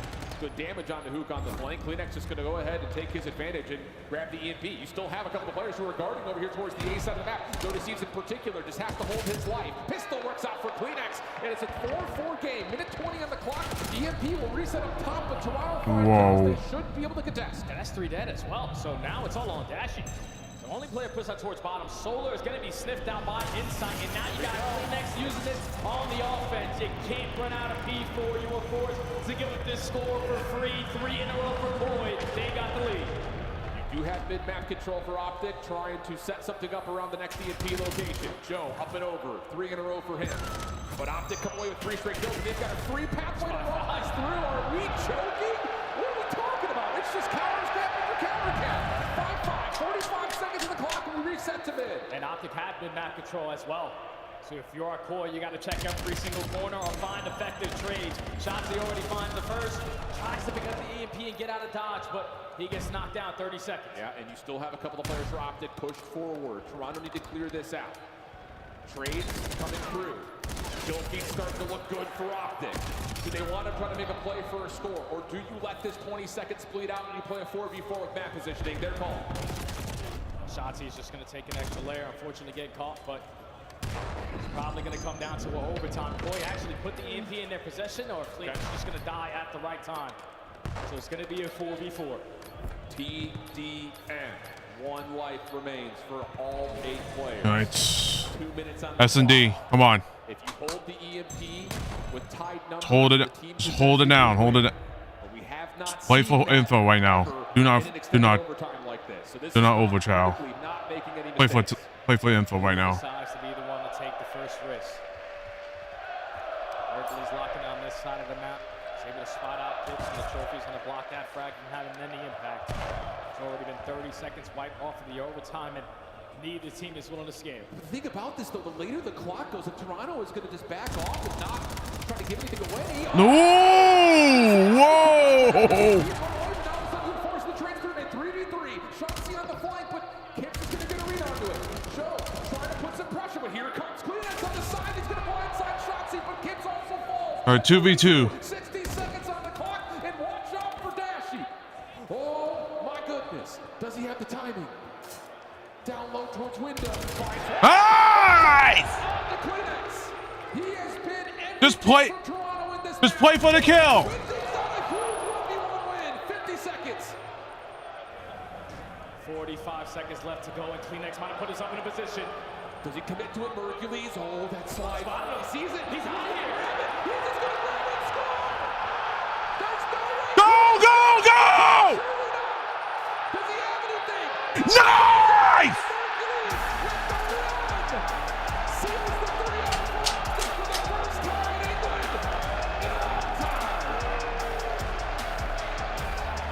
What a heads-up play from Come on! You force it to be a 1v1. Kleenex almost got the jump on you. Come on, baby! Let's fucking go! You throw a shoulder, you spot him towards low dirt. Oh, this guy's not in a position to stop me if I retrieve the EMP. Mercules making big time plays for Optic to close out the series. Holy in shit. 3 and send Toronto down to losers. Unreal. That's a good play. What a showing from Optic. He basically kind of had no choice but to. Well, he didn't. No, actually, he knew. So obviously, Merc knew where the hell he was. So where the last guy was. So he had to. It was like, okay, it's going to take time for him to takes time for the last guy to get over on the other side. So might as well just score. Good 1,000 IQ play there. It was just a struggle for the team to keep up the slaying with a squad like Optic, man, because even in situations where you're thinking, all right, I got the jump on this guy, they got the raw talent to bail them out of so many situations. It was a close hard point. It was a close overload. The S&D was a blowout, but Toronto boy quickly have to make some. Let's go, baby. Woo! Yeah, it's not a long reset here. It's actually a negative time reset. They got to sprint down in to get their vetoes done to play their next matchup, whereas Optic will have a chance to kind of go back and look at what will be a really interesting upper bracket matchup with a chance to go up against G2 Minnesota. Oh my God, Shotzzy was just so fucking dead. I mean, played so fucking shit. In a lot of ways, Optic This lobby. in the map count. Some of that's been a little bit closer than I'm sure some would like to see, but still, that's what we would have expected from Optic. Come out, take care of business, 3-0, a team that had to play through a play-in. And that's exactly what we got. Yeah, you just played them as well a couple days ago, and it was the same exact result on some of the same exact maps. Optic are without question the most confident they have ever been, and they start off the tournament on the right foot. Well, we've got Shotzzy with Frankie down on the stage to give England what they want. Post-game reaction interview. Hello, guys. I I thought, let's do this, Shotzi. How you doing? Amazing. We're in UK, man. I love it. Yeah. And what's it like being back in the UK after 6 long years of no CDL here? Say again? What's it like being back in the UK after 6 years of no CDL here? Yeah, honestly, last time I remember, the food was terrible, but hey, this time around, I actually enjoy the food. So, I like the food. I like it now. I like it. Shotzi, the crowd were on your side for a moment. You had a cheeky Nando's, didn't you? Yeah, the Nando's is amazing. We love Nando's. What was in the order? I got the sweet hot chili. Ooh, oh, what kind of hot sauce guy are you? I actually didn't get any sauce. Oh my goodness. I don't like sauce. I don't We like got to move on. Let's actually talk about some Call of Duty, shall we? So in terms of the respawn modes, you guys look dominant, and yet when you look at the scoreline, it actually seemed like it was a little bit close between you and Koi at times. Can you talk me through that? Yeah, we kind of just want to make it interesting for the fans, to be honest. No, but honestly, joking around, they played good. Fixing up a couple things. I think we played G2, so yeah, looking forward for that. Do you think Koi is a team that we can see make some progress through the lower bracket? Yeah, I mean, ever since they added Kips, I feel like they've been slowly getting there. I mean, this is one of those things where they're playing against a really tough team, so I feel like they'll maybe make a run. We'll see. And how do you rate Kips' first LAN performance in CDL so far? Oh, this is his first one? This is his first CDL LAN, yeah. Yeah, it was good. I mean, he got 3-0'd, but it was good.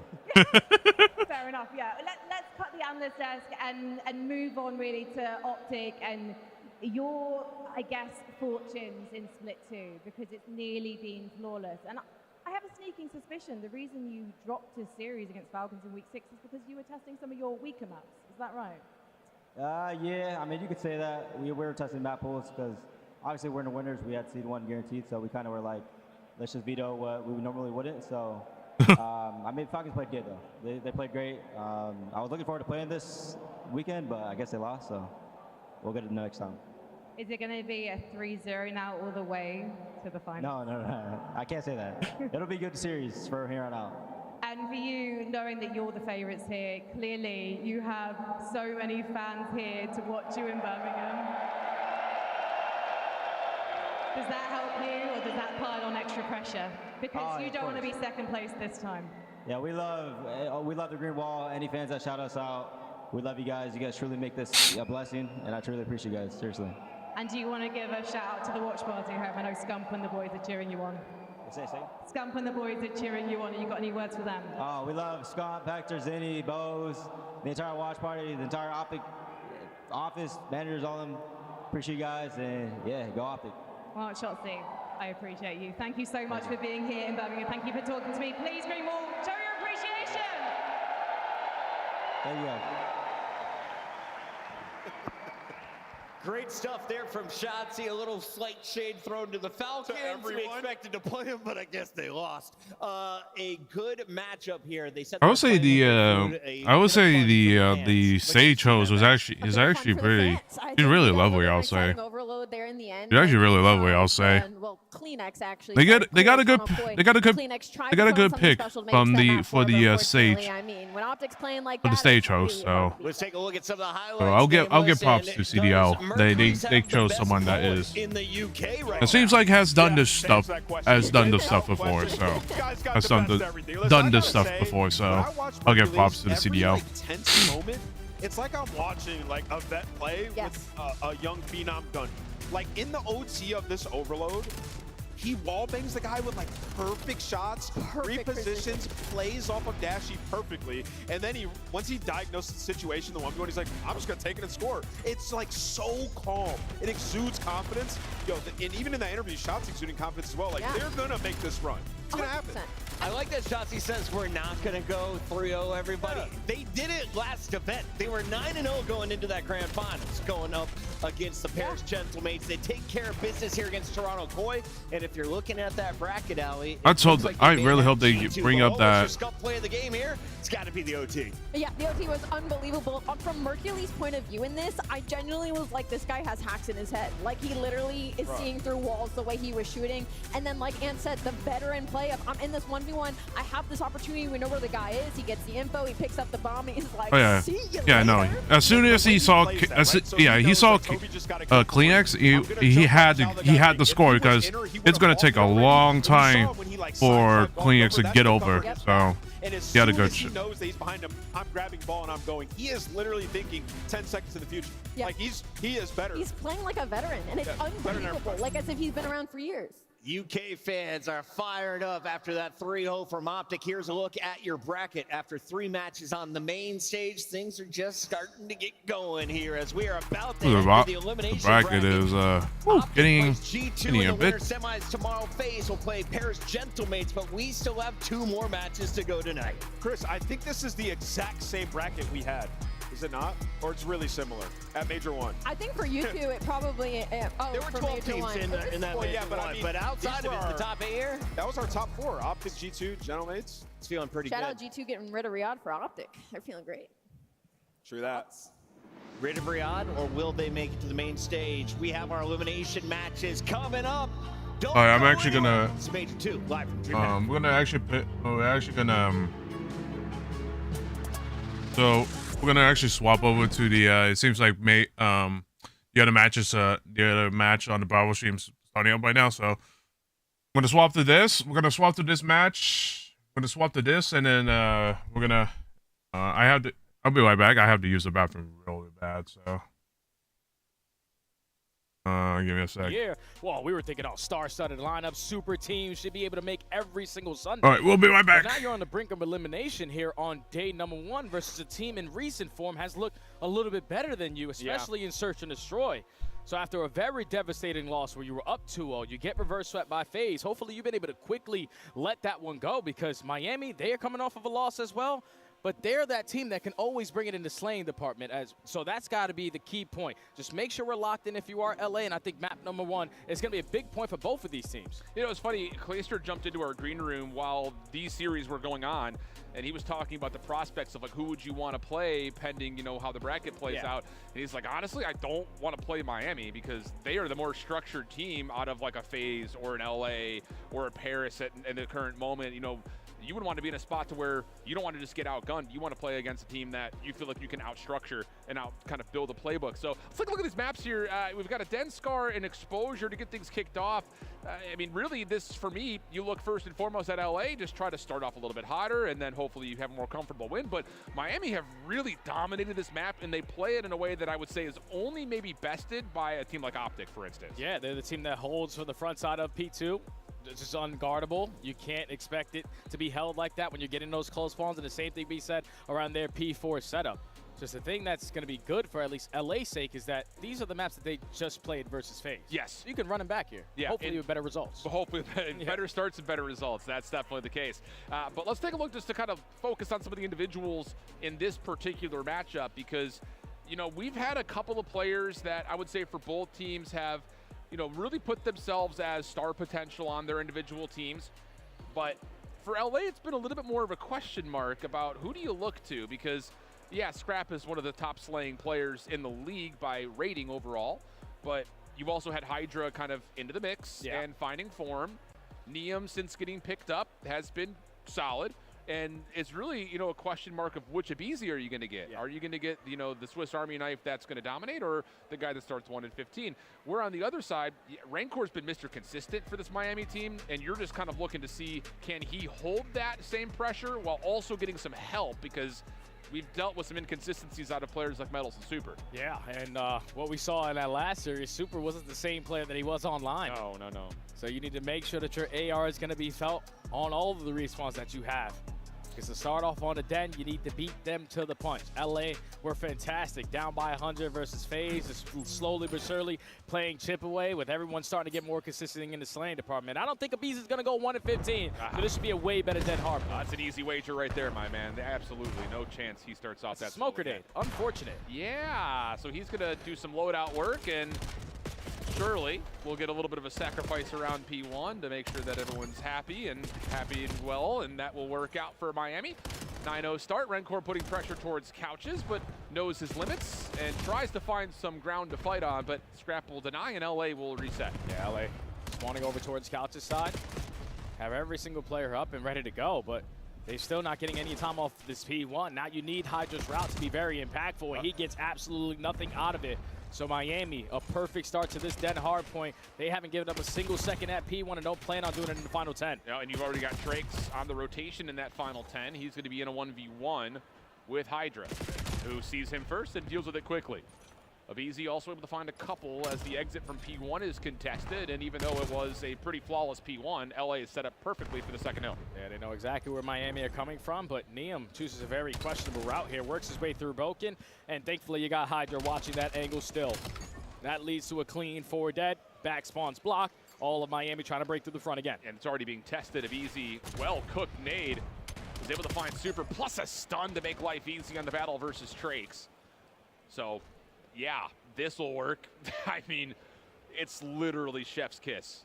Absolute perfection. 25 seconds to fight. Miami cannot just forfeit this time, so they're going for it, but they are getting absolutely manhandled on this rooftop approach, and look at the mini-map. Neum's already hitting the route. He's already set up on the guide heading towards P3. And the one opportunity to get the back spawns, they can't even hit the time.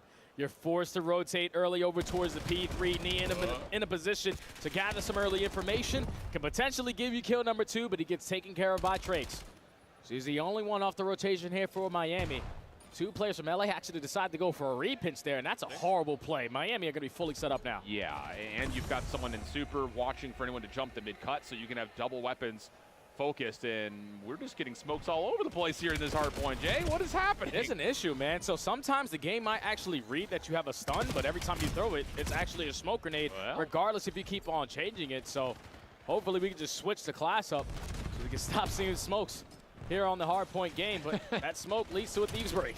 All right, that'll work for now, but Miami do have numbers, mostly sitting inside and around 10. LA working to flip the map around to touches. Miami will get at least 1 player. No, make it both towards Dojo to spawn up, and they are aware that Hydra could be playing on this flank. Also, just the time left in the hard point forces the rotation to be considered, and we'll deal with well, about double the points-ish for LA as we jump over to P4, and Miami are in control to start. Yeah, Renko finds that kill off of Old. Now you know your team is in a 3v3 for the battle of the front.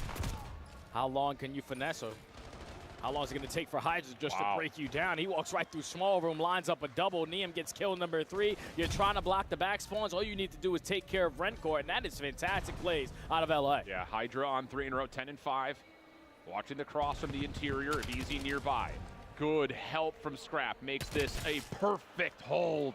LA up big, 35 seconds, and Miami are spawning in the worst position possible. Towards Couches, this is a tough decision on what route you want to take. Yeah, this is tough, man. This is where you force Miami Heretics to truly be uncomfortable, because all season long, they can slay with the best of them. They usually put themselves in the driver's seat off the rotation, which is followed up by a great hold. Unreal. But when you're asking this team to break down some of these hard points, they are not doing it in sync. Going 1 by 1, now getting slayed to bits. Hydra on 7 in a row, Abizi on 6 in a row. SMG takeover here for LA. Yeah, you gotta hope that if you're Miami, you're not just getting like lost and that they've thrown smokes. Like, regain, brother. That's what I was about to say. Like, you just cannot lose composure off of it. So Miami desperately needing to find a way to come together, and maybe here on to P1. Hydra still slipping, sliding, finding kills. Super on 4 in a row, trying to bounce back, and those are impressive shots to get to 14 and 13 and potentially earn a hellstorm of his own. It's crazy because Miami only got 26 seconds off of that P1.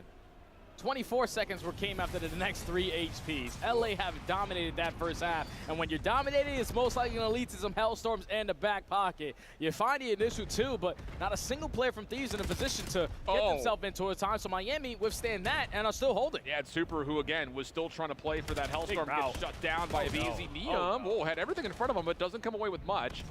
But Abizi is right there to pick up, man. I'm telling you, Some days he just looks like one of the most flexible players in the CDL. He is currently 20-9 as Miami will essentially cut their losses in the remaining time of P1 and set themselves up for a P2 setup. But losing Rancor already has some question marks, but what's going to happen with the spawns with the BZ trying to flip? And big shout out to the P1 HP for Miami. Yeah, without that, they're not in this game. But now you win the rotation over towards P2. You're just not going to expect the BZ to hit such a long route. He blocks those back spawns. At least he think he does, because you're not over towards that overload point. You get those back spawns if you're still Miami, and you're in a position again to contest. Well, Hydra littering this approach from the backside of Garage. Nade making things difficult for him as Rancor is finally able to get the trade. Neum on 4 in a row. Again, also peppering this setup for Miami. He walks away with the final 2, making life very simple for the remaining Thieves inside the hard point. 155-81, and it just does not feel like the Miami Heretics that we know on this map have shown up yet. You just can't get a break, man. Now you finally find yourself in a numbers situation. You got to make the most of it, but it's only for 15 seconds. You will gladly take that if you are LA. You just need to beat them to the punch off the rotation, and Scrap wins a big one-on-one, making another one-on-one, this time versus Super, to alleviate the pressure over at the new HP, but there's still one player unaccounted for. Trake's trying to make a big-time play. Yeah, he's able to find 1, and make that 2+, neutralizing the trophy, and then steps up to get the 3rd. Okay. A little bit of momentum starting to come back together here for the Heretics, and boy, do they need it. Some question marks, though, on where the Thieves are spawning as nades are being tossed all over the map for info. Rancor watching the mid-cut, in some trouble, but wins the gunfight versus Abizi. And from the front, Metals, that works out nicely, leaving Thieves in pieces as they try to force this break attempt. See, Miami just looked like a way different team when they're the team initially in towards the hard point. But now you're forced to find a break, or at least keep it mixy at the ending of this P3. Rancor finds a double. Trakes comes off the respawn and gives you at least 1. But Miami looking at a flawless hold here at the P3 to someone keep themselves in this game. Super has to make a play here, though, and he's been red. Good shutdown by Neum. It gets to within 50 points, but Miami are going to have to break, and they are taking all 4 members through Dojo. Hydra holding in a corner. He gets stunned. Should be a double slide out here, and it is, but Hydra's in a perfect spot, nearly gets both. Neum tagged, wants to get the trade, but values his life. Goes all the way back to table. Dragon spawns are still being blocked, though, as this hit from Miami continues to put pressure on the back. But Neum able to get the 3 in a row, and that will stabilize things for the Thieves, surely to get past the 200-point mark. And now look what Miami are spawning, all the way out of couches, because Hydra is in this position at P2. You can't even get close towards this hard point. The fundamental play on the side of LA is outstanding. You're breaching that 200-point mark. Okay, you want to hit a long route? Go ahead. We are more than willing to give up those back spawns, because we've been uncontested for the first 40, and we might be able to walk away with this final 20. Super has to win this battle. You cannot allow this last 15 to just freely go to the Thieves. You gotta go, man. Yeah, you sure do. Battle's able to step up to find 1, but it means he gets 2 in return. He is on fire. 28-15. With the back 10 seconds, we'll go neutral. But it's still roughly an 80-point game as we make our way back to P1 again. It's just a tall ask here for the Miami Heretics to come back. But they do have the numbers early on in these engagements. They also have presence at that mid-cut. You just need to fly your way on in for a very clean break. And at least for now, you're the team to soak up the time and get LA out of it. A 90-point difference. A tall ladder to climb to get yourself back into the mix. And I love that Trix is able to spot that guy walking through the wall, because you are expecting Rancor to be ready for the fight, but Hydra still gives you 1. Yeah. Abizi and Neum apply pressure from couches. Now they get the break. Yeah, and it's not even just the break. It's the fact that they have to force Miami to re-break through the hill and still flip spawns and then get the hard point if they want to see this map go their way. Again, it's a lot of obstacles to hurdle. And the kills continue to turn up in favor of LA as they look to put the finishing touches on this den, where literally Miami has just not really felt like they've loaded in as a group of 4. They just felt like they're in pieces every single hill we get to. They can't find a break, man. And every time they are finding a break, it's for the final 15 seconds. You will gladly give that up if you are LA. Now looking to potentially put the finishing touches here on map number 1. Only need 15 seconds. Neum locks down couches. Abizi through the front line. All 4 dead. This is Steve's game. Man, this entire map, I think I hate to just say it starts with the opening smoke accident, but it just never felt like Miami could get set up for anything. At all. Couldn't set up a 4-man hit for a break. Couldn't get themselves set up on rotation. They win a couple of gunfights with a couple of individuals. That's like, okay, cool. Now we've got numbers and we could brute force our way through a hill to get at least some time. But man, it just did not feel like the Miami that we've come to see on this map over the course of the last couple of weeks. Yeah, that looked like the Miami from Major 1 instead of the Miami from Major 2. They have been so efficient with their kills whenever they find themselves in the power position. But LA Thieves, they just did the little things correct and forced Miami to be uncomfortable. A team was usually finding a lot of success in the rotation win, percentage, in the hold percentage, could never be the team initially to start it off. The only times that they were was back-to-back times at P1 and the one go-around where Trace pops a 3 at P3. Other than that, you were always on the back foot, always forced to try to find a break, and they couldn't do it because they were consistently going one by one.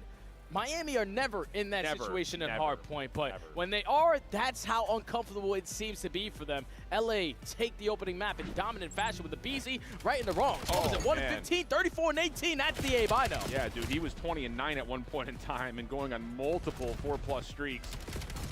Yeah, so, I mean, a little bit of wonkiness, seeing smokes being, you know, accidentally tossed, whether it's, you know, just wrong loadout or you know players aren't doing it on purpose. They're not doing it on purpose. Yeah. No chance. But, man, it's just, it felt really unsettled for Miami, really. And it's just, maybe part of it is, again, credit to Thieves. They're moving the spawns all over the place. You get 2 players spawning on one side of the map for Heretics and the other 2 spawn on the other side. It's just like, can we get together? Like, please, can we somehow find a way to group up? And then even when you do, you run into somebody watching a hard set angle where you're full flooding through a choke point. And, again, just the trades continue to go the way of LA time after time. I would have loved to see Miami not consistently always playing for the back spawns on some of these hard points, because I would, if at that P4, you're wasting so much time pushing through Dojo. Okay, we got the trade on the Hydra, but now we got to fight another wave of Neum sitting on the backside of Pillar. If this push gets shut down, it's already 30 seconds wiped off of this hard point, and now we're forced to commit towards front. It's like you were always late to the punch, not really making the best plays you could in the situation, and these are capitalized on it because of the SMGs creating so much space. Great in the map number 1 for LA. Now looking for a response on the search and destroy is going to be Miami. This is a bread and butter for them. You know how impactful Super Sniper can be, but LA have been finding a recent form of a lot of success here on Scar ever since they allowed everyone to be free and Neum to just switch between the AR, SMG, or the Sniper. He's been having a really big impact. I think it's just interesting, though, because as much as Neum has been able to change the dynamic of what LA throws in any particular round, playing up against Miami, you know you're 90% of the time playing up against Super Sniper. Exactly. And it's not even just like, okay, we can't peek the hard scope angles. I'm back. You can't peek anything because he will run at you with the sniper rifle and still find kills with it. So there are definitely moments here in terms of how do you build advantages if you're Miami. This comes down to will they show up, because they're in map number 1. They couldn't get anything going. And if that continues to be the case in map 2 here, it could be LA just unrelentingly running it down their throats. And that'll be insane to say, man, because everything that you watch online, you're expecting Miami to be prepared, especially for this map versus this squad. When you got a player of this guy's caliber that's about to pop up on your screen, you should be really confident that he's single-handedly potentially going to put you over the hump, because his impact with the sniper, there's no one else in the league fairly even close to this guy. Not even close. There is a look so at next some of the match on the Alpha stream is Koi versus Aussie Koi. That's just this but it's going to be versus against Riyadh. 2 big clutches. Most importantly, it's again just his ability to provide a first blood, and usually Miami will hold that advantage because it's coming by way of a snipe. And just on top of that, Super just doesn't die all that often because he's usually out sniping you and then doing what he wants. So I don't know. You hate it's going to be interesting on what happens with this S&D onto one player, but LA if Thieves. Super could be the catalyst early, that's going to do wonders, I think, for this Miami team to just recover after that map 1. That's just how they have played, man. They have been playing Oh around boy, Super, S&D. so we have to talk about this guy being S&D the Heretics. X factor for this team, because his impact with the sniper is Good luck, out my of boys. this world. All throughout March, you're sitting at 8-2, 60% chance at finding the opening dual win percentage. Attacking rounds number 1, defending rounds number 2, and the majority of that is because you're the team early in the man-up advantages. You got to make sure that you're playing for that, or at least counter that if you are LA. Neum, you need to chow him. All right. That's the setup. We'll see what unfolds as Miami will be on the opening defense. LA looking to get aggressive with some setups here at mid. Oh, and Super's able to go in. Wow. Rex goes to feel things out. It's like a little bait and switch. Oh, wow. Okay. as Miami with the numbers, and the pistol whip comes through, and now Super's looking for all 4. Looking for the ace, and you know the last man standing is going to be Neum. What the Usually rocks a snipe in hand, but as an M15 on this round. What's the best gun you have right now? So Player from Miami are forcing a good luck. one-on-one. They're just trying to gather info before all those arrows turn. Well, that's free. Super. What? What the? Oh, nah. Dude. I'm telling you, there's delusion and then there's super. I'll tell you, that is just not a chow you're going to see often. I'm glad we get it from the final kill perspective. Dude. It looks nasty from the opposite viewpoint. Good Look, Lord, this is nasty in Jesus slow motion. Christ. The thing is that about that chow right there, I tip it so much for Super because players like Sid, who's a sniper for his team, he would instantly just jump that corner and not really put himself in a position to get out of the fight. It's like if Super doesn't hit that shot, no matter, I'm still alive. But the guy finds the opening ace. Most impactful player for Miami, specifically in Search and Destroy, and he gets it done. Show of force here for Thieves. Setting someone up at P1. That stun check will reveal it. Hydra says not interested. So he and Neum will make a play through the plane. Scraps on first blood. Super on the quick scope. Not quite able to lock things up, and it's an early 4v2 for the Thieves. And they're not going to force anything. When they have the numbers, everyone's just going to back down from their power spots. You're more than willing to give it the bomb plant to Miami in the 4v2. So Trakes and Rencourt need to find a kill, but it's not going to be easy because these aren't giving up anything. I'm wondering if Rencourt went up top to pick up the scope, though. Yeah, he sure did. Sees one of the jump. See the glare? Should have. The peek. Yeah, secondary shoulder, slide across, and that will confirm the scope. Over here. Thieves pinching things up, but Scrap gets caught. Trakes a smoke to manipulate some space here over the top of P5, and hold on a second. He almost gets the jump on the Hydra, not the case. Oy. So it's all rest with Rencourt for the 1v3. Nade cooked. Some damage will be confirmed, but he can't find Hydra until eventually he's able to blow him off the map. Follow up, hold on a second. 1v1. What the fuck are they doing? Out over the top, no. And the time will expire for the plant, and that will be around going to LA. I'll tell you, got close. Oh, Reiko almost lines that shot up. I think he's just going in a weird. Neum said, I'm just going to get out of dodge. You can't work the bomb plant. We're not going to get to me, but like, I don't know what she's doing. Game, but LA Thieves respond with a defense of their own. Scrap finds the first blood. You're able to isolate onto Super on the pitch with 2 players on that positioning over towards plane. And in the 4v2, you don't force anything else. You're all back up and allow the time to be your friend. You know it gets scary. It's still 1-1. Oh, lots of nades here for LA. Does it reveal this play forward for Miami? Sure seems to have. But do they anticipate the second? They sure will. Perfect from LA, counteracting some early Miami aggression on the defense. And nice. Scrap through P2. Good job. So, that'll work. Yeah, okay. Perfectly read, perfectly executed, flawless round for LA. And you see Neum letting the team know, providing some energy. You gather early information with your stuns and nades that they were going to be the aggressors over towards plane. You find the first blood, you instantly find the second, and in the 1v4 versus one of the straightest shooters we have in the league in Rencourt. The rookie puts him down like it's nothing. LA with 2 rounds in a row. That's a hell of a chow from Neum, bro. Good shots. That's a hell of a chow. So Miami trying to get aggressive, but the conditioning of LA will start to be established with that pushback. And now Neum, trying to show some aggression of his own.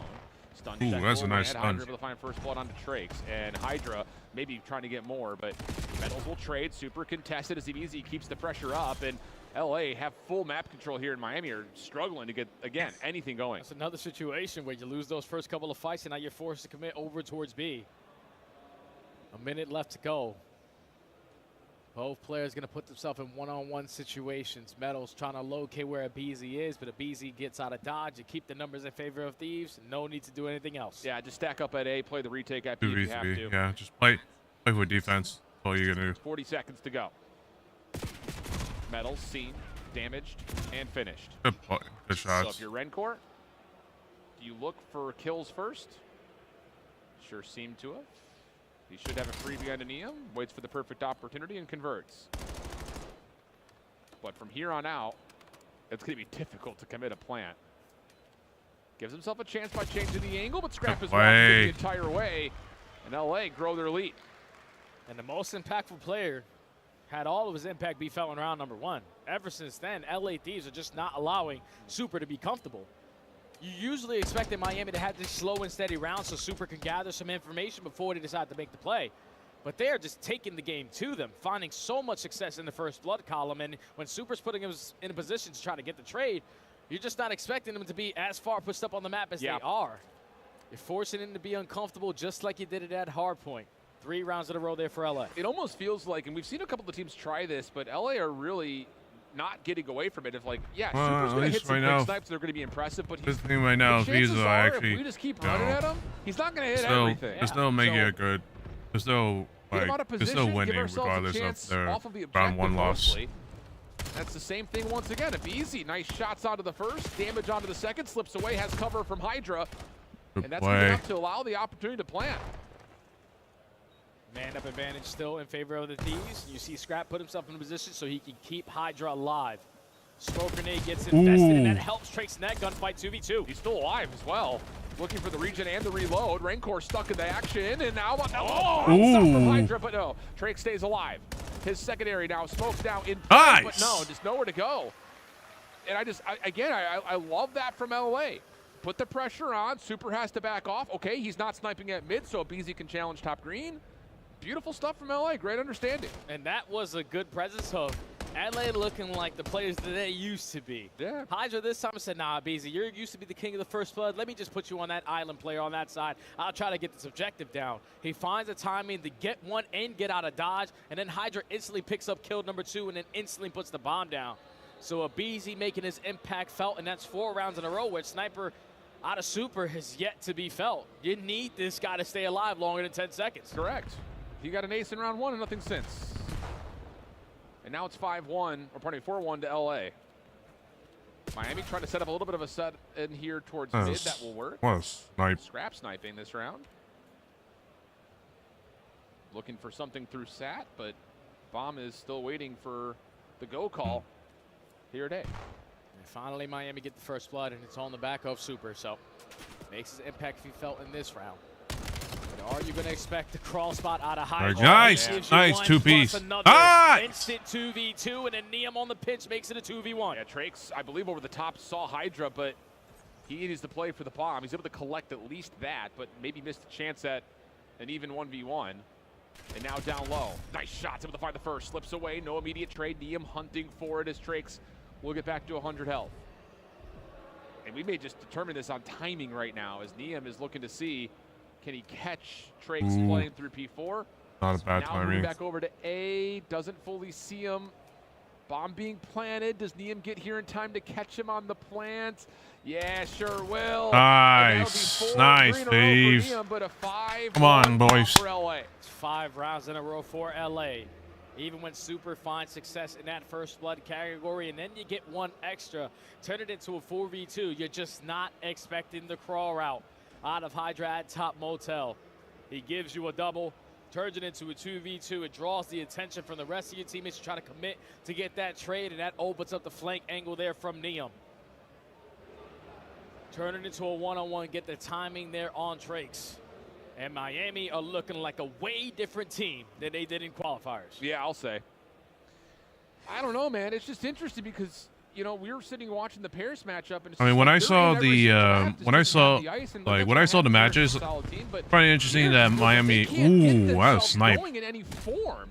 Scrap gets the first on the medals. You saw a couple other Heretics members at A, so you don't need to force this. Neum's already taken away the B part of the map, and Miami I don't think they're gonna. No idea this is happening. Hey, just gonna wait for Neum to work the pinch. It's basically gonna be a GG. Already a 4v2 as Hydra finds an extra. Neum is called out. There's no one over towards Motel. Finally there is, and I'll get him. What happened? But it's a 1v4. Make it a 1v none. LA dominate. 6 rounds in a row in the search to destroy, and now up a commanding 2-0 lead versus Miami. Man. What's happening? I'm telling you, COD is so day-to-day, but online to LAN is a completely different story. Well, the thing, again, is just like, I guess we could use the same threading storyline for both these two teams. Like, they both come off of a tight series loss. And one of 2 things we could say very easily can happen. Either number 1, you say, shit, we had this series. We're in this. We started the series against FaZe with one of our best players, 1 in 15, and we still won the map. We could do anything, and that kind of builds a little bit of a rally cry. We're on the other side. Miami's probably sitting here like, we nearly had the overload. We nearly had the final exposure hard point. We should have won that series, and they almost look deflated. And then you come out map 1, you can't get anything set up. That's got to play on your mind. And then you come back into the search and destroy like, okay, we're chilling. Super got an ace, but nothing else happens after that point. Just looking at those numbers, the fact that Miami Heretics, one of the best teams in opening duels, only find 1 first blood. Yeah, true. Big shout out to Super in that category, but everything else was just dominated by LA. You were expected to see Neum with the sniper, but no, it was Scrap with the sniper. And that's probably due to just Neum being a lot more comfortable on the map with the M15 and just reading what Miami were doing. Sure. Like, no, I'm going to continue to take this space away because they're giving it up for free. If you want to snipe, go ahead. But I'm going to run alongside my SNGs and create those openings. And it was Hydra able to find 3 first bloods. Scraps follows us up with 2. But that's just a dominant search and destroy there from a team in Miami who I was expecting to be one of the top team in S&D. They get rolled over. All right, so we're actually gonna. Wow. There's actually How quickly the day has actually never mind.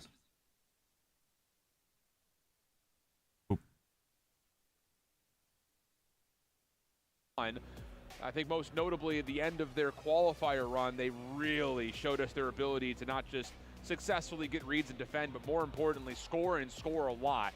It just doesn't feel like that Miami team that we saw has shown up in this particular series. I think they did show up versus Paris, weren't able to ice. I've said that 15 times. You guys already know that. But here it's just like they cannot get left foot, right foot, move forward. It's like it's forward, not straight right now for Miami, and they can't find either direction. For a team that always finds a lot of success by Actually, on the Alpha stream chat, there was actually an interview with the CEO of Gentlemen,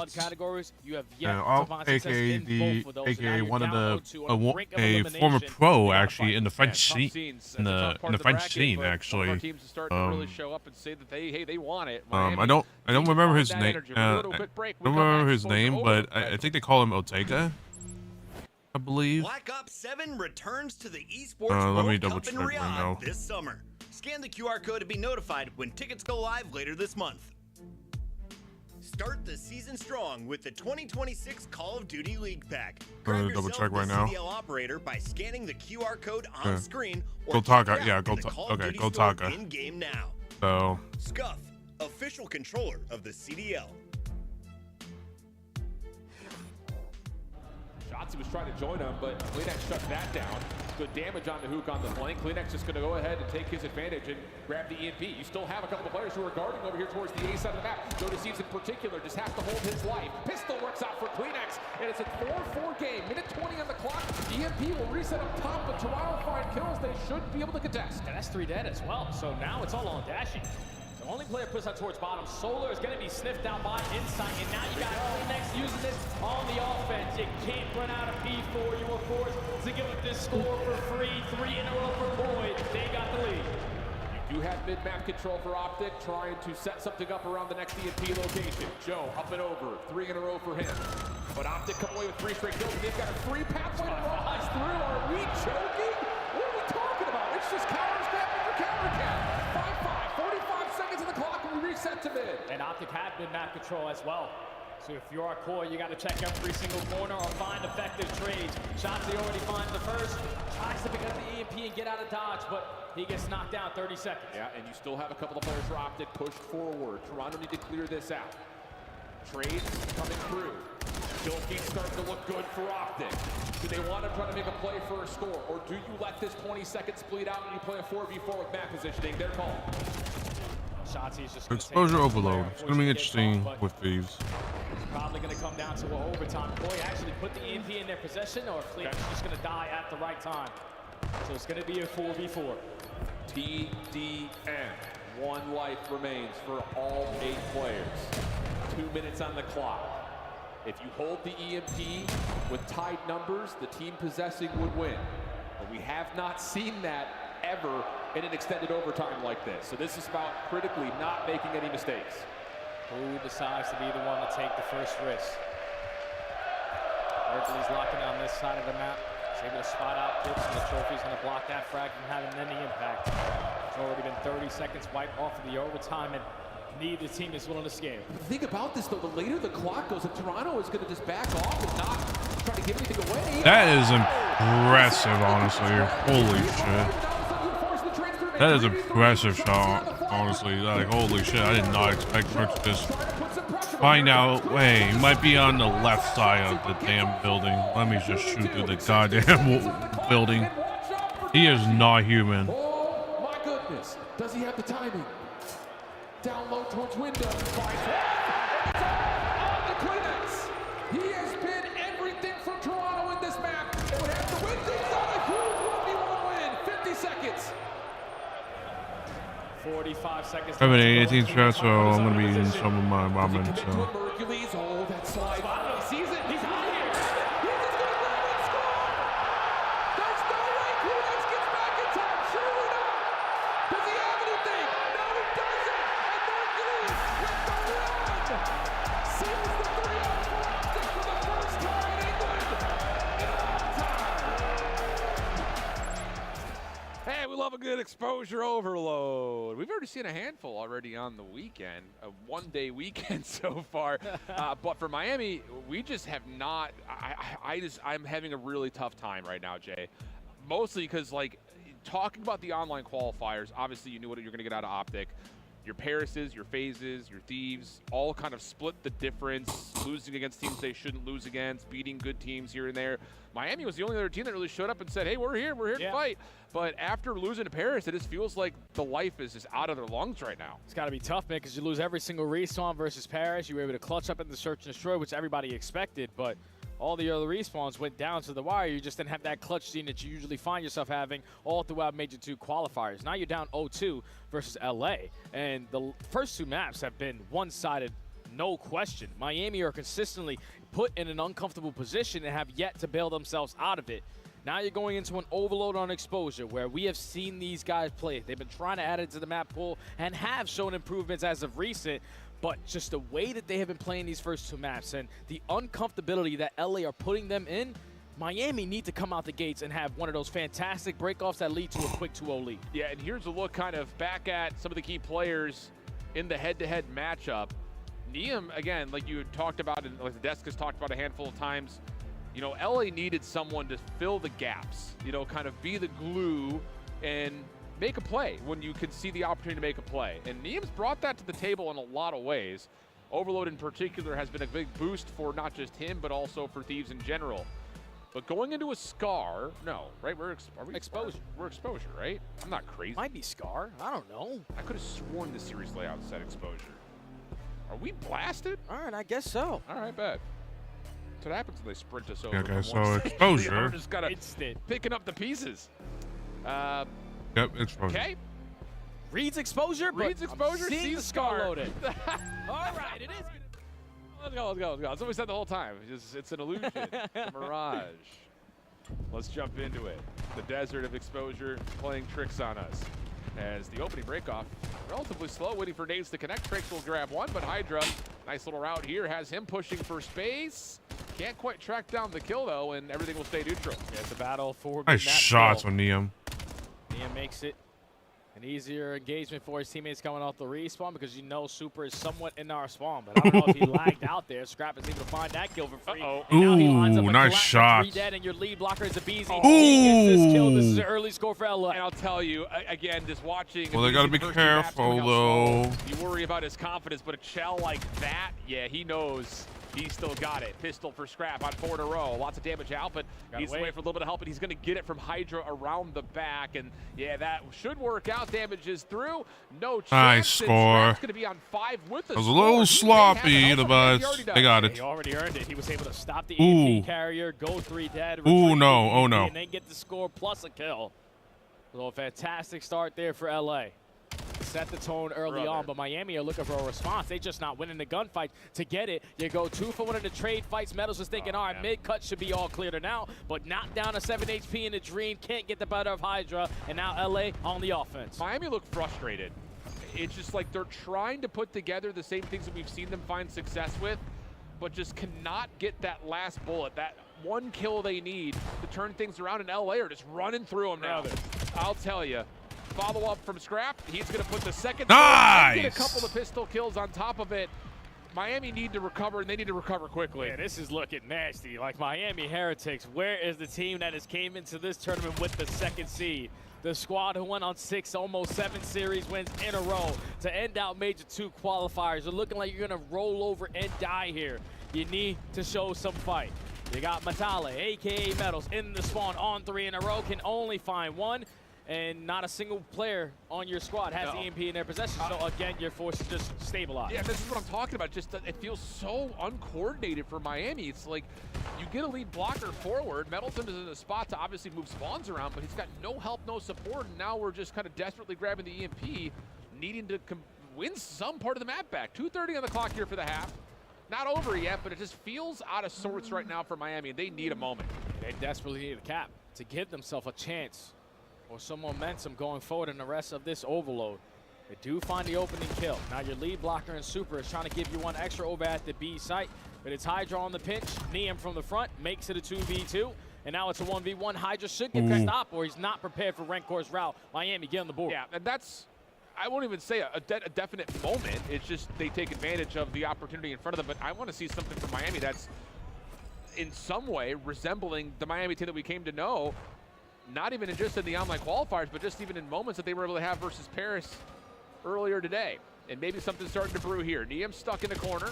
Clean kill feed for Miami, and they should be able to contest and possess the EMP for a chance to set up an offensive chance. Yeah, wrap the EMP all the way towards B side. Number 2 in Renkor, you need to be lead blocking already at Solus, but takes his sweet time on the approach. That allows LAT to instantly be off the respawn, back in a position to stop this. Now your MP carrier and Super is just trying to value his life. Only 8 HP in a dream, and all that time you waste, Thieves make the most of it. Yeah, that's even right there in that example, a moment that you just don't see often from Miami, where it's like we're not working on resetting the EMP, flipping things back, and working on an extended route towards A. It's just we're trying to force something forward.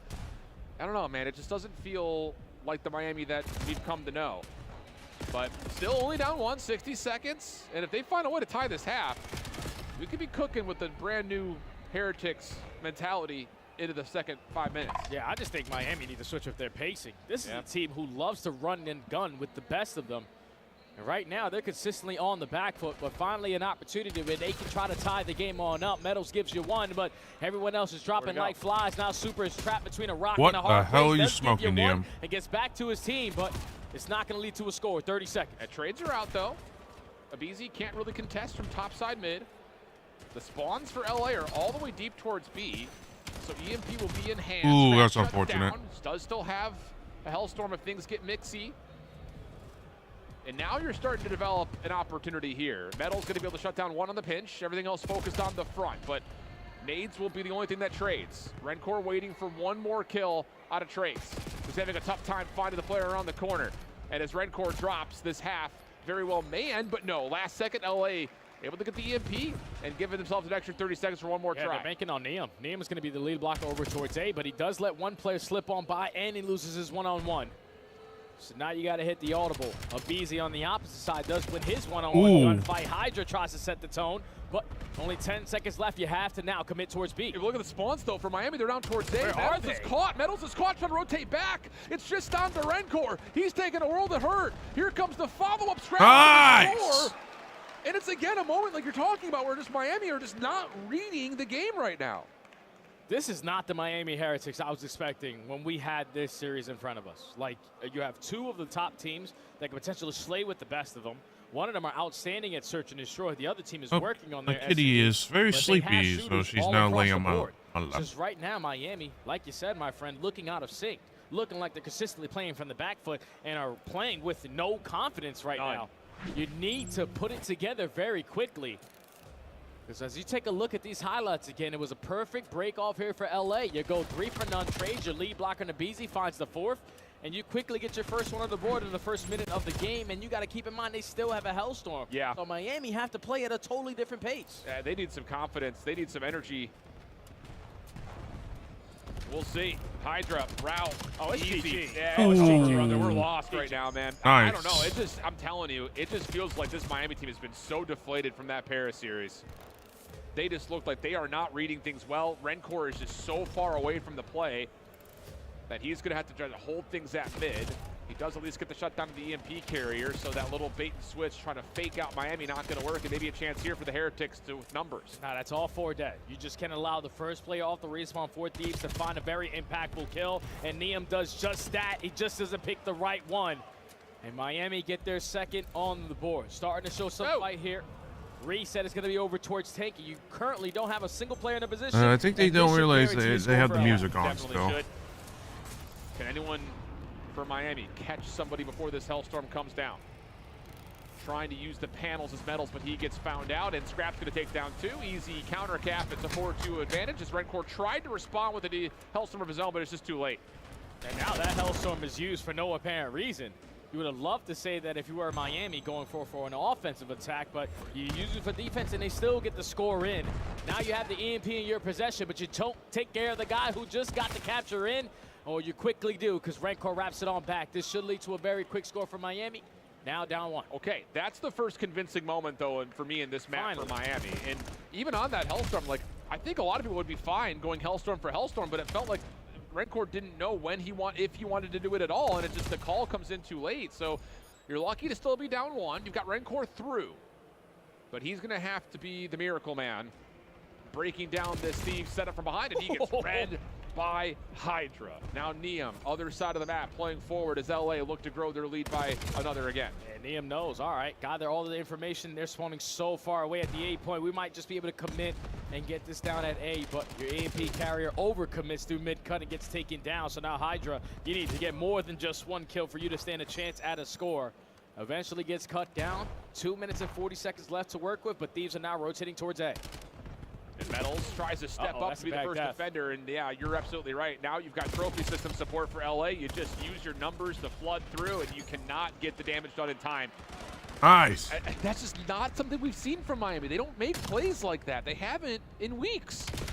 They're just allowing LA to dictate how this game is going to be played, what the pacing is going to be looking like. And you're always late to the party on some of these routes. You're consistently going to be down in that score. Man. You're not even finding kills off of players camping in the corners. So Redcore loses that fight. You find the opening kill. If you're LA, you might be able to quickly get another one on the board. Yeah, BZ, big win. Putting down 1 player at panels, but the back and forth affair comes away with Miami the numbers. Hydra on the pitch. Nice kill from Hydra. Carrier, and it's going to force Super to have to sit and play his life. He's not even able to do that. Minute 45 of the clock. Miami, the team who needs to have the urgency, and Scrap is going to grab and retreat. Bus not being parked yet, but it's okay, yes it is. It's being parked. Shouldn't be, though. Like, if you're LA, we're just looking for the first kill so we can eventually work out of our base, because on a map like Exposure where the spawns can catch you off guard, you don't really want to take these kind of risks, but you keep on moving. You keep on drawing the attention on one side of the map, and now you get the information if you're BZ. There's so many players towards ring. Let's go B. But Scrap gets caught. Rencore's double saves what would have been a free run. Neum caught from behind. Opportunity here for Miami. You've got 2 players pushed up, but the spawns are through mid. Does anyone get on the angle in time to stop this? No. So it's going to be a 1-score affair. Miami quick off this capture, is playing behind too, so hold on a second. There's an opportunity in a world where Miami could get this thing tied. They just need to find the kills that they are looking for. Metals is only player to light up that kill feed in the right color. Super eventually gives you 1 extra, so for now it's about stabilizing on the map, but this is where Neum and the BZ's impact could be felt. Map control in favor of LA, and you're still finding players off the respawn. Yeah, and if a BZ and Neum can manifest another score, it would put this map out of question. But Miami come away with a couple of kills. Neum stuck at mid-map. Not able to find too much. Hydra on the pinch is behind this play. Can he find the EMP carrier? No, not quite yet, but the play from front will be stalled. And you have to commit here. You've got to find a way to get this through. Scrap's able to give you 2. Trake's in some trouble to win the pistol battle. Does he have a chance to still score this? He's trying to run. Neum behind him. He turns. The kill is there. Final 5 seconds before the overtime comes in. Miami, you're going to have the numbers. Trake's is going to wait for support. There's the extra 30. It's going to be a 4v4 over the top of the A site. Trophy system down. 2 players to drop. Nice! The carrier will drop as well. And LA 3-0 Heretics out of the tournament. A beautiful response from LA after letting that series go versus FaZe. You were up 2-0. You just needed the overload to get it done, but You quickly shake off that loss, and you get the better of Miami on the day. That looked scary, but they did it. Challenges playing against some Spanish Holy players. shit. Oye, yo soy tu papá. That's exactly what Scrap was able to do in this series alongside everyone else.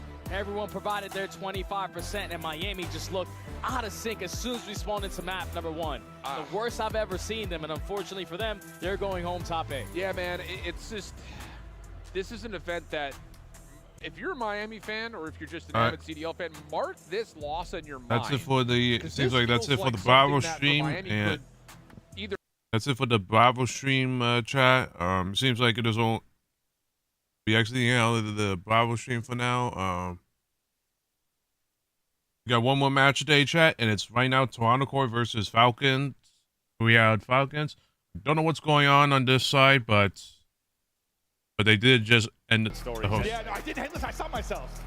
So far, a lot of matches played today. Started with the play-ins, Koi 3-1 over Surge. On the bottom side, Paris, they're able to win both of their games. And, well, you can already see Heretics, the number 2 seed, coming into this one, already eliminated on Friday. So a big deal there is Thieves able to close out that 3-0. What's your biggest surprise so far? I think, honestly, this is my bracket. No, probably the G2 Falcons 3-0. Okay. That's probably my biggest surprise. Yeah, I guess you kind of said that at the start of this, didn't you? Outside of that, I think what's probably the most surprising is Heretics, but you just see who they played in both their losses, and you're like, all right, I can get that. Yeah, it's like the result of the FaZe Thieves isn't the fashion it happened. Yeah. That's one of the dirtiest reverse sweeps I've ever seen. I think Sips set the kill record at 122. Had himself a series, but I mean, just how that happened was surprising. We thought that series was over. We were casting on Bravo, right? Yeah. We didn't really get to follow it. Saw the tail end of that. That one was a circus, but yeah, I guess as you look at the winners, probably it's G2 over Falcons. But now that you think about it, it's like, yeah, G2 have been a little all over the place to qualify, but they got top 4. They got top 4 Major 1. Yeah, and maybe like the surprise for some is maybe Miami are, not winning that matchup versus Paris, the way Paris looked online, but you just knew that they had it in them with winning. That's kind of a weird one. Yeah, like Paris weren't a play-in team. I mean, they were, but they weren't. So not shocked to see them walk away with that and start to make a little bit of a run. We'll see how their matchup goes against FaZe tomorrow, and the other on the winner's side will be that Optic G2 series to go.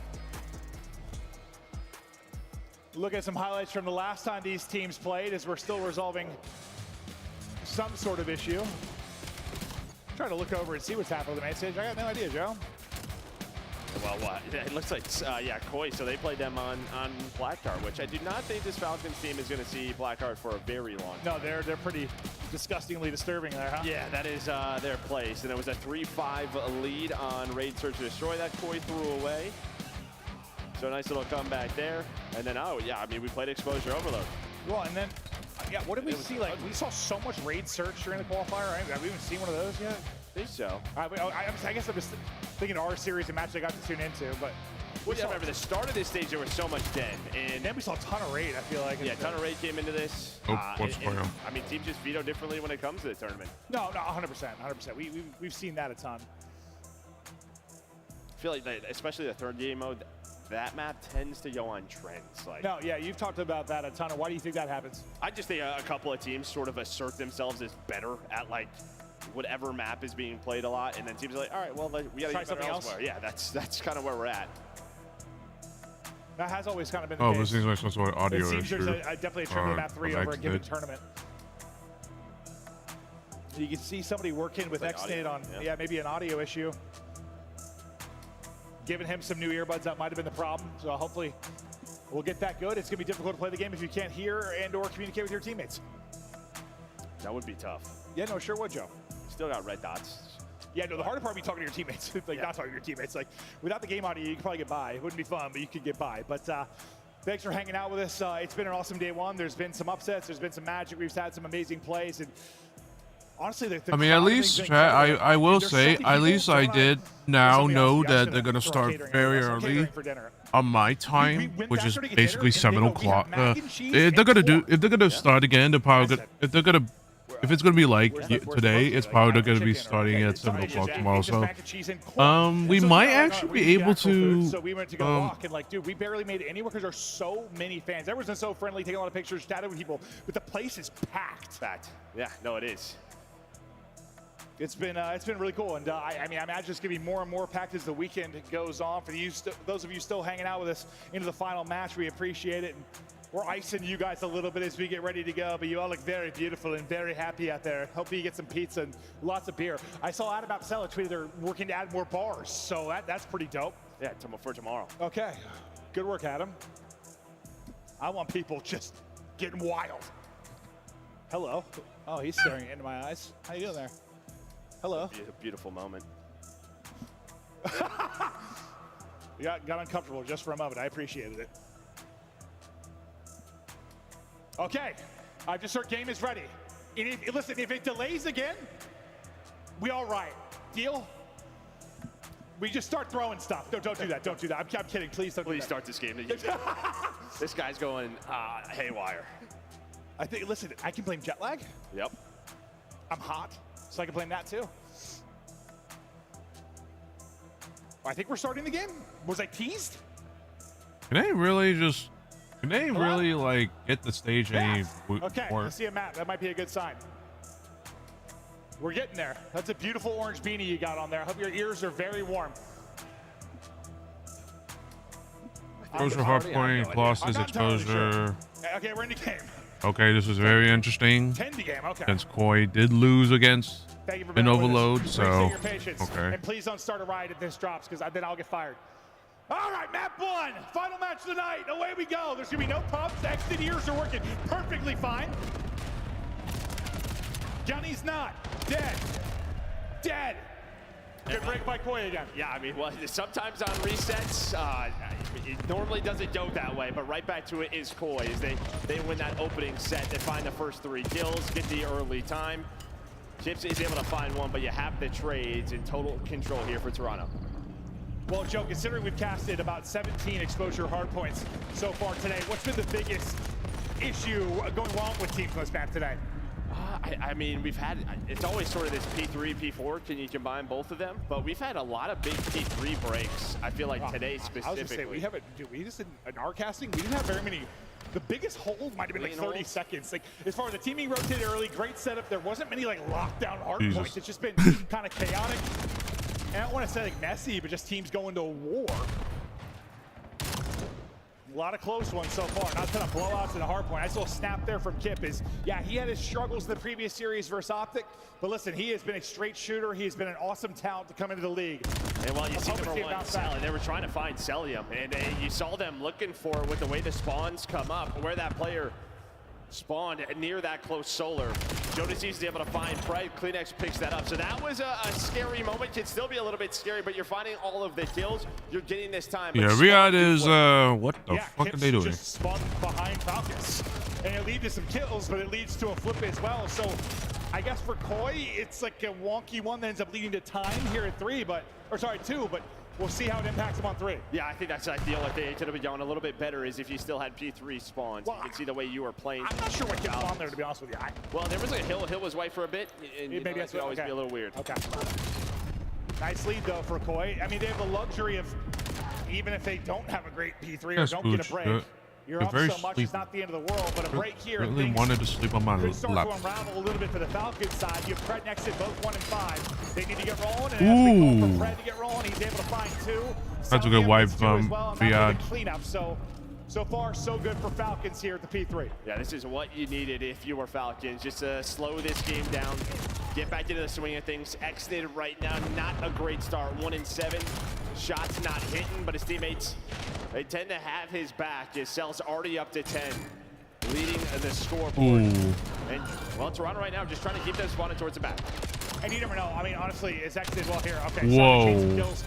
He might have been a little flustered by whatever issues were going on. You know, I got to feel as a player, like you have to get your stuff right to compete, but the longer the crowd's like waiting, I'm sure you just a little agitated maybe, so maybe he'll get into his rhythm here as we get a little deeper into the map. And I could be totally making up an excuse, but I think that's how I'd be. I'd be like, I'm sorry. And if your settings are messed up, you are the biggest tweaker on planet Earth. Yeah, they call me Mr. Tweaky. So both teams fighting for control of these P4 spawns, but Kleenex, who's had a very solid series for Sasha, he's keeping it up. He finds number 12, trying to look for number 13 in P4 control. Now their turn to lock this down for some time, but it might be not very long of a lockdown. We'll see. Okay, I thought pressure going to be here almost immediately from Falcons, but a couple of key one-on-one gunfight wins for Koi. Keeps him in the fight. You go in, you go out, you put him down. Joe Deceives wins another one. They look to push out the lead once again. You lose a lot of time at 3, you got to answer at 4, and so far they've done that. Yeah, maybe here's a look at kind of like what Chance was talking about, just a little bit staggered going 2 by 2. So now if you're JG, you have to wait for your teammates, and now you got to call this off. You're just going to rotate with 10 seconds left. So after that first like initial 10 seconds at this before was all Koi, you barely had any pressure on this hill. They will take that all day.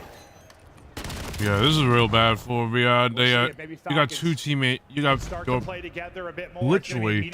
You have one SMG that's getting shit on, and you got an AR that's getting shit on as well. Not able to get anything done there.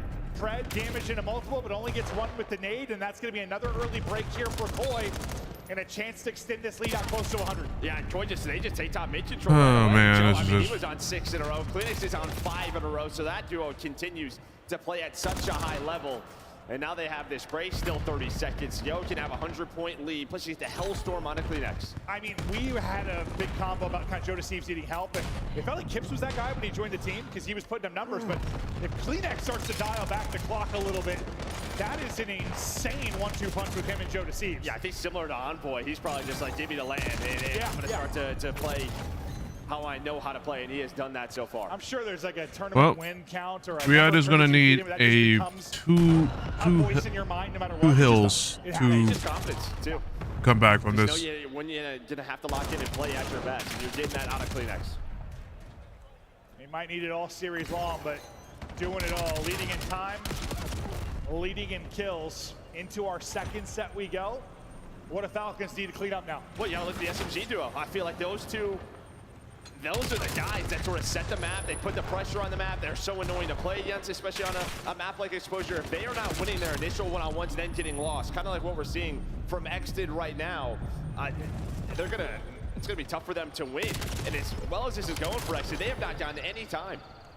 Well, it might be one of those things, just you gotta imagine they're gonna start to warm up and get their flow a bit. How to Koi survive that Falcons run, or does it ever come? P2 ready to go. First out to Solar, and next will be Koi. Playing from the point. Kips, Joe Deceives tucked away in a corner and has his help. Teammates picking up either side of it. Joe Deceives only able to go 1-for-1. The pressure is going to be here and be here quickly. Kips, only so much you can do in that situation. A much needed break and a very coordinated effort for Falcons. Yeah, now this is your chance because you can chain these two together, but Joe Deceives is able to find that doubles, playing his life, looking for number 3. Would love to have it, and he gets it. Continue to go, Yo. Oh, Jesus. You finally have oh, a really Jesus. good moment for Falcons. Somebody get this man a fucking better team. Everybody, and you know he's going to have a couple moments. He's in a good team still, but it just comes at a moment where maybe that was the turn for Falcons to make a run. Yeah, because you can chain this into the P3. can someone get Pred and Exit to fuck? Can Pred and Exit fucking do something? Jesus Christ. That would be Pred, and he's actually out, so they can go and try to take this 3 versus 3. Here we go. Key gunfights about to go down at the P3. First inside Falcons. Gonna have a bit of an awkward one-on-one off a spawn on the other side of this. There's a parallel. So far, Falcons have been able to do it. They go 3-for-1. Back spawn here for Koi, but I mean, in an ideal world, if you can win this from the front, if your Falcons keep them pinned in the back, you win rotation. I mean, here we go. We're right back in the game. Yeah, Kleenex is going on a long route right now, but he's gonna get picked up by Pred. But it's been Joe Deceives. He's been the one stopping it. He has a chance to get all 4 again. Somehow Joe just destroys the Falcons. So I said he had a couple of those a game. I didn't know there were going to be a couple of back-to-back hard points, both at the key moment where Falcons. I have no idea how he's still alive. That is twice we've set up like, all right, this is Falcons' chance. And twice Joe Deceives has just flopped it out on the table. Yeah, no, just body slamming them. Jeez. And now you're spawning all the way back, Falcons. It is desperation time here on Exposure. Down 110. Joe Deceives' streak continues. A little song and dance finally gonna drop, but yep, as you highlight, the streak is gotten. One gonna spawn out old, and that's gonna be free shots in behind from inside, so he's gonna disrupt this opening push. Heads are gonna turn, that's gonna then set up an opening for Kleenex. From bad to worse right now for Falcons. Yeah, take free back shots all day if you are inside, able to find that kill on the push. But here's a little bit of pressure through the front of the map, but can they win the gunfights? Have not won this second step so far and still not doing it. And if they do win the second step, Joe Deceives gonna come in and kill all four. Yeah, all four of you. What do you do, Joe? It sounds like they're losing. Yeah, they certainly are. Boy, can't close it out here, but they'll get damn close. Another desperation push from Falcons, just contesting for now. Waiting for the challenge to come to them. It's going to lead to a multi for Extid, but then answered by a double from Kip. So Koi will get the rest of the time. We head to a P5, and it might end here. Yeah, I mean, this is where you're going to use that streak. You have that extra utility. You're going to be called in now. The trade a 1-for-1, but you're pretty much leaving Kinsman to die here, or he's going to have to get off that hill, finesse inside of the crate. Cell's trying to stay up, and while you actually land it in the crate, it spins to an angle to where you can get that kill. This is going to allow Kips to get set up, put the trophy down. Joe Deceives comes out of the streak and kills 2 more. Gives Kips a chance here to hold down. And that is Joe Deceives setting up Kips to then make the play. They basically have like a 2v4 there to hold on to the hard point. They got Falcons just need to sprint, and that's GG's. Deceives up over 30. It's a monster map. It's a map 1 win. Boy, get it started early.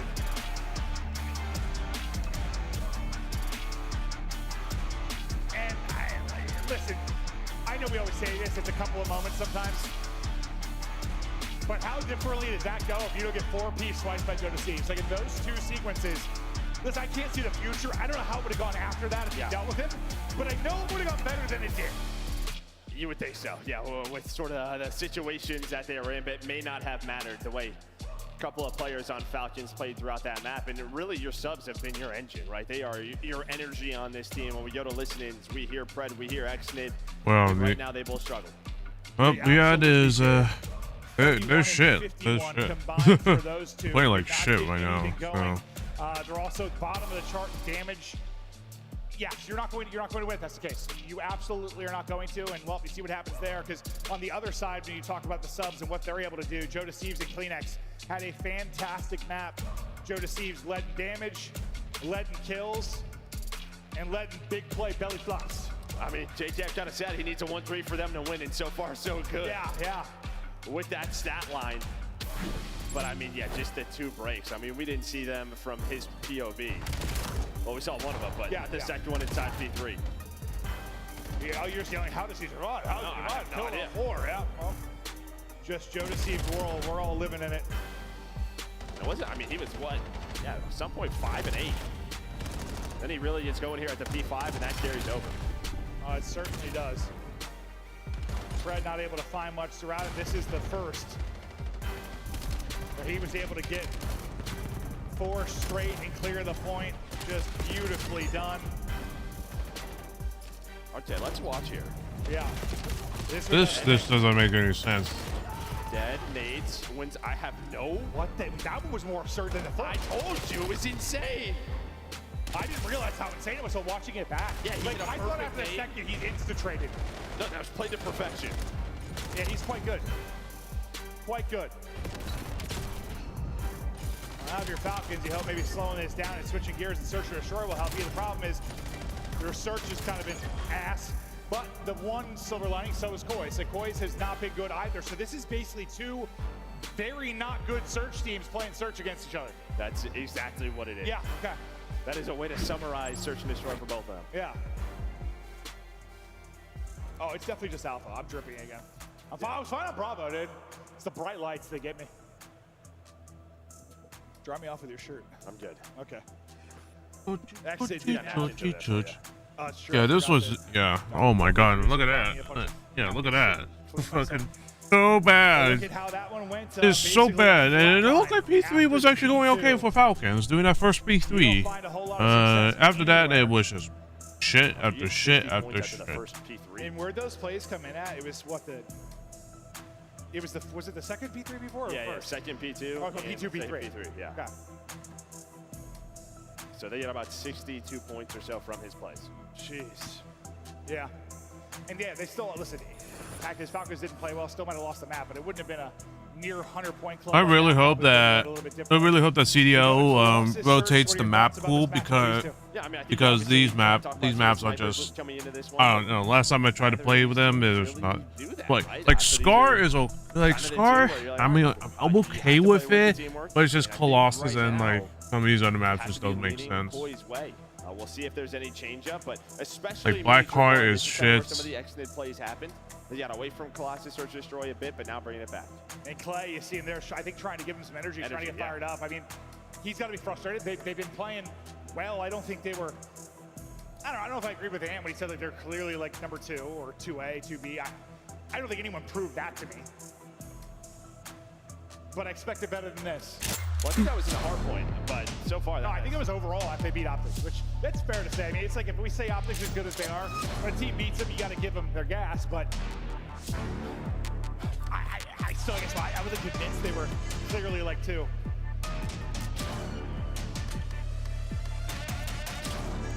See if they can find some success in the search. Something both teams have been working hard on. Hasn't paid dividends yet, but this is where you hope it will.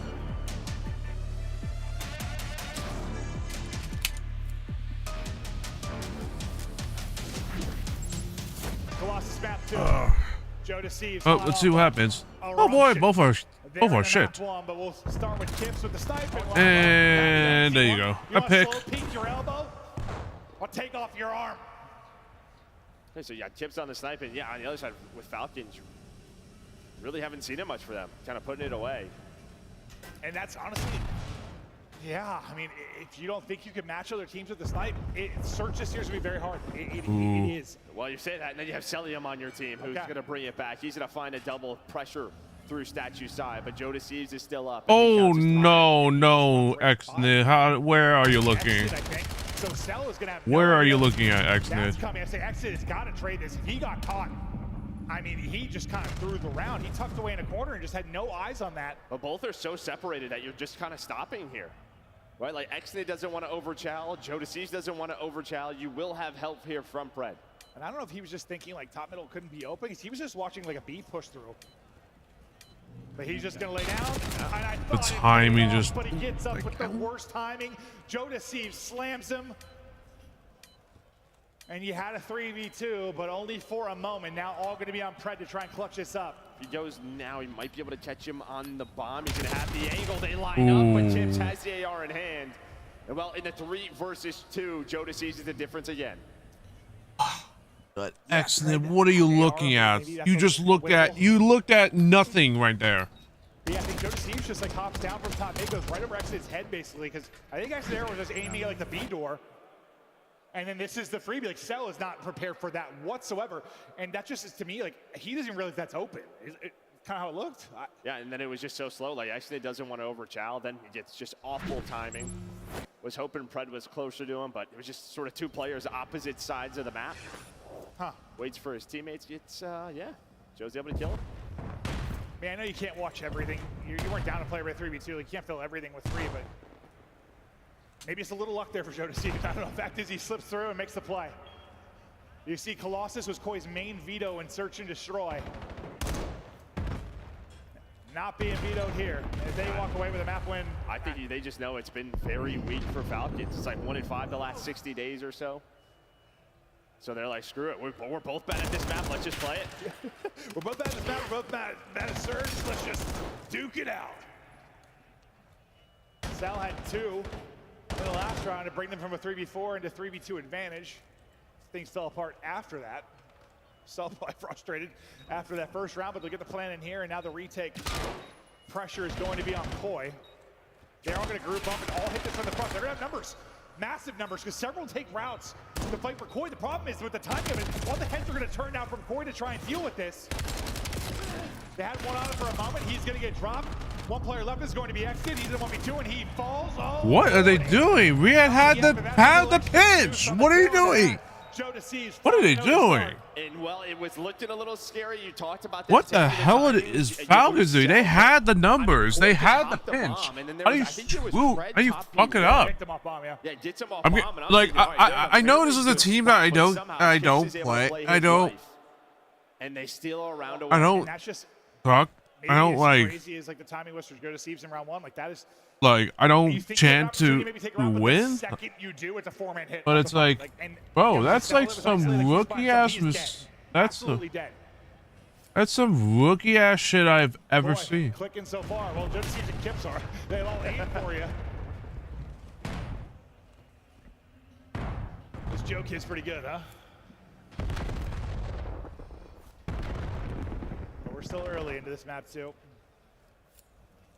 Kips was able to find the opener with a snipe their first offensive round. He's going to have sub out this time, so maybe peeked it with a snipe, didn't see anything, swapped, and well, he goes to look tunnel side, gets absolutely slammed. Pred, though, is going to end up dropping, and then Celium does as well. You have a 4v3 for a moment. It is suddenly gone.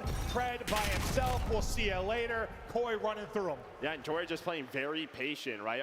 You know, you're down 0-2. Maybe you switch up the pace. They don't have a sniper. Like, sort of wait for some aggression. And, well, Pred hit some great shots on the first, but then, yeah, Tiz gets caught outside a tunnel. He's the only did I say it wrong? Is that what it was? Oh. Yeah, Pred was the last one alive, but Tiz ends up just, getting caught in a very bad spot. I don't know why I thought that was Pred. Thank you. Well, it's because you got a kill. That's I just read the kill feed. My brain turned off. Appreciate that. Because you said that, I was like, huh? The kids got caught. Oh, man. That was actually an okay win, was just... What? It was just like they Pred got some good shot, but then Kids with what happened? You got 2 first bloods, so you haven't walked away with a round yet. Ooh. That Insight giving out haircuts. You saw Kips with the first blood with a snipe. This time it'll be Insight's turn. Maybe switching up who likes it on offense and defense. Kleenex trying to wiggle away, not get isolated. Bomb site going to be wide open, so it's going to be pressure to Koi to probably retake this 4v4 again. I think it retakes will look a lot different this time. It was like an instant 4-man hit from the front last time.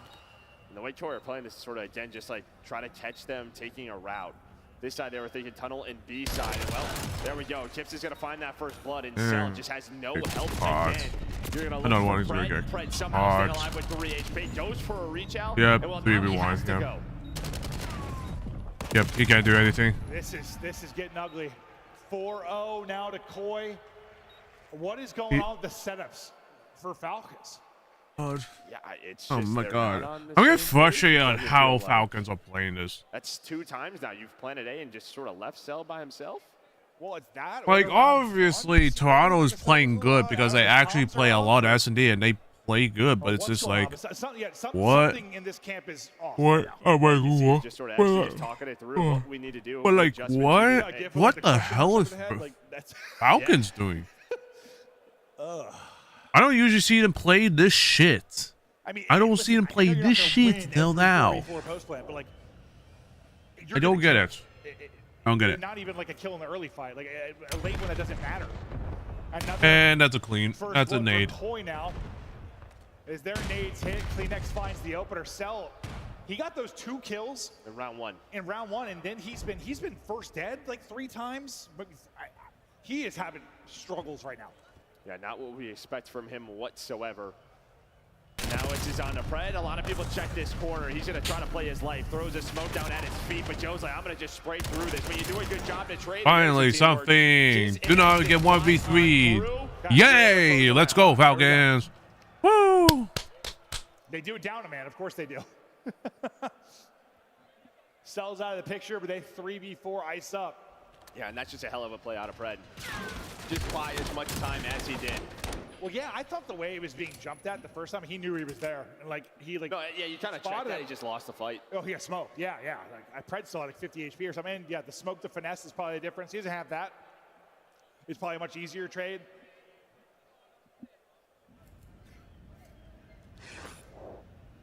Nice job by Pred. Well, it gets them on the board, but still a lot of work to do. Okay, now we know they can plant the bomb. The question is going to be their post-plant setup. Well, and we really haven't seen too much of this where teams team's just giving up the A plant. I mean, Insight's here again, but look at this. You're just giving up the A bomb, but Insight's gonna get caught. Help is here. Might have been there a little too late. It was there a little late. Kips is gonna be That's a good part. Well, finally get some good shit out of Falcons. Let's hope they don't fuck it up. They fuck up the 2v1. Or it's not. It looks like a little. Well, yeah, I think they started to go through B, and then he's like, yo, they're pushing. You're gonna have to get towards side door, but still a chance here for Kips. 1 versus 2. Bomb being planted at B. Yeah, it's like you either leave him out to dry and try to 3v4, or you try to help him out. If Kips found an AR, it's a little more winnable.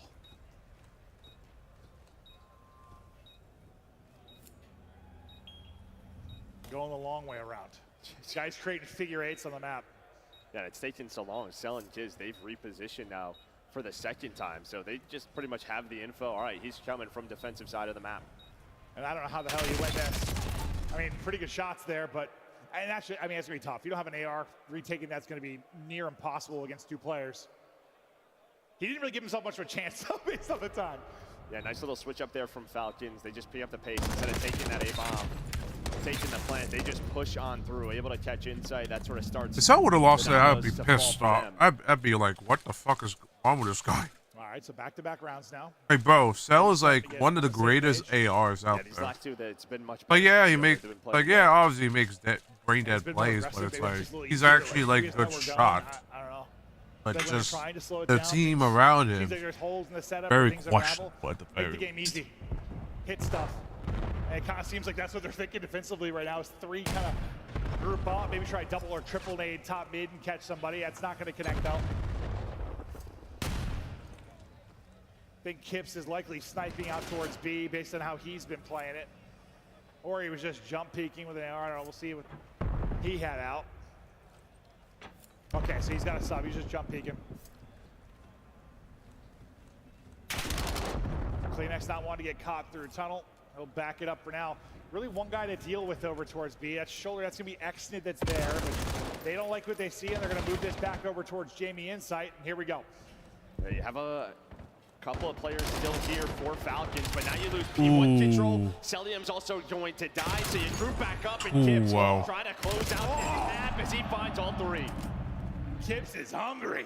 Mowing through him. Finding picks with a snipe, getting it done with the sub.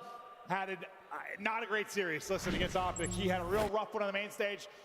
Backing it up now, though. Starting to make some plays. Really fucking good. And you move into this A setup. Falcons halfway through this push, and you have he has bailed out fucking Insight so many times. It's actually crazy. Just feels like the longer the round goes on, Koi, the more confident they're going to catch them out of position or something. I don't know. Like, no, you're not wrong. Like they're trying to reposition. We're going to catch them. It's how it seems, right? All right, we got to pause here for a second. We'll see what the deal is. Nice, it's round-based, though, so we can chill here for a second and see what's going on and hop right back into this. I know Exton was having like some audio issues early on. I'm not sure where the problem is now. Maybe on the Koi side? Yeah, it looks like it might be on the Koi side.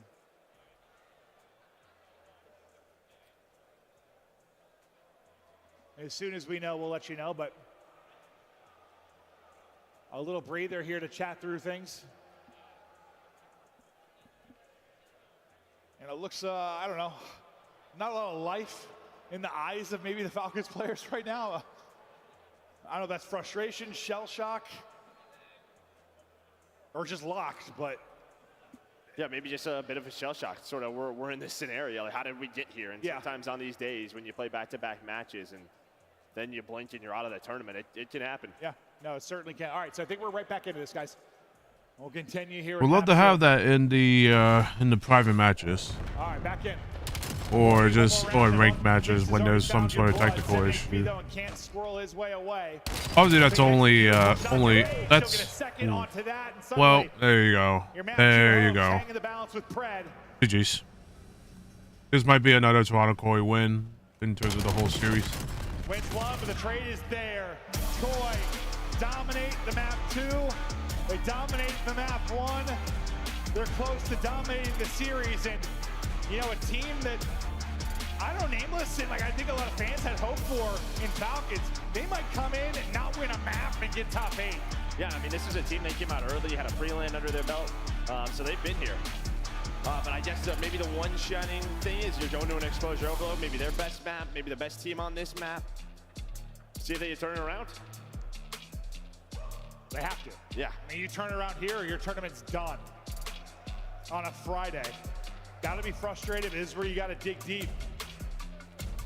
You look at that coaching staff, trusted each other, and try to fight back. I mean, listen, we've seen already an insane reverse sweep today, and what FaZe did to Thieves, it is possible. You just need one map, and then anything can happen, but you gotta, I did love what I saw just at the body language, and I can't blame them. I mean, it's like, what the hell's happening? No, especially compared to what we've seen online. Just, yeah, they're always this sort of fired up, passion, happy, excitement. Yeah. Like, I get fired up watching them. That made me want to cry. Yeah, they're locked in at all times, but not right now. Kips, again, rebounding after a rough first main stage performance in the last series. Well, he's doing it all here. He had a solid map 1, leads the way there in map 2. Fact is, you held him to 100 points in the hard point. You held him to 2 rounds of the search and destroy. This has not been a competitive series so far at all. No, and I mean, listen, we talked about sort of their Colossus search and destroy. They normally veto it. One of the maps they don't like to play, but felt confident playing versus this Falcons team, and you saw the prep work there. We continue with an exposure overload after this. Koi, the chance to close it out. Are Falcons gonna get knocked out of this top 8? We'll find out after the break. Yeah, this has been... Major 3 is going to be a classic. 4 challenger teams are taking on the 12 pro teams, bringing non-stop action to the ATL. Kind of interesting that Atlanta. Vegas FaZe rebrand. Dominate the competition on main stage with the CDL Major Hunter. It's kind of interesting that they host a champs, not a champs. They host a tournament in Atlanta, Georgia, where that could have been a good opportunity for FaZe to do this. Miracle Man breaking down this Thieves setup from behind, and he gets read by Hydra. Now Neum, other side of the map, playing forward as LA look to grow their lead by another again. And Neum knows, all right, gather all the information. They're spawning so far away at the A point. We might just be able to commit and get this down at A, but your AMP carrier overcommits through mid-cut and gets taken down. So now Hydra, you need to get more than just 1 kill for you to stand a chance at a score. Eventually gets cut down. 2 minutes and 40 seconds left to work with, but Thieves are now rotating towards A.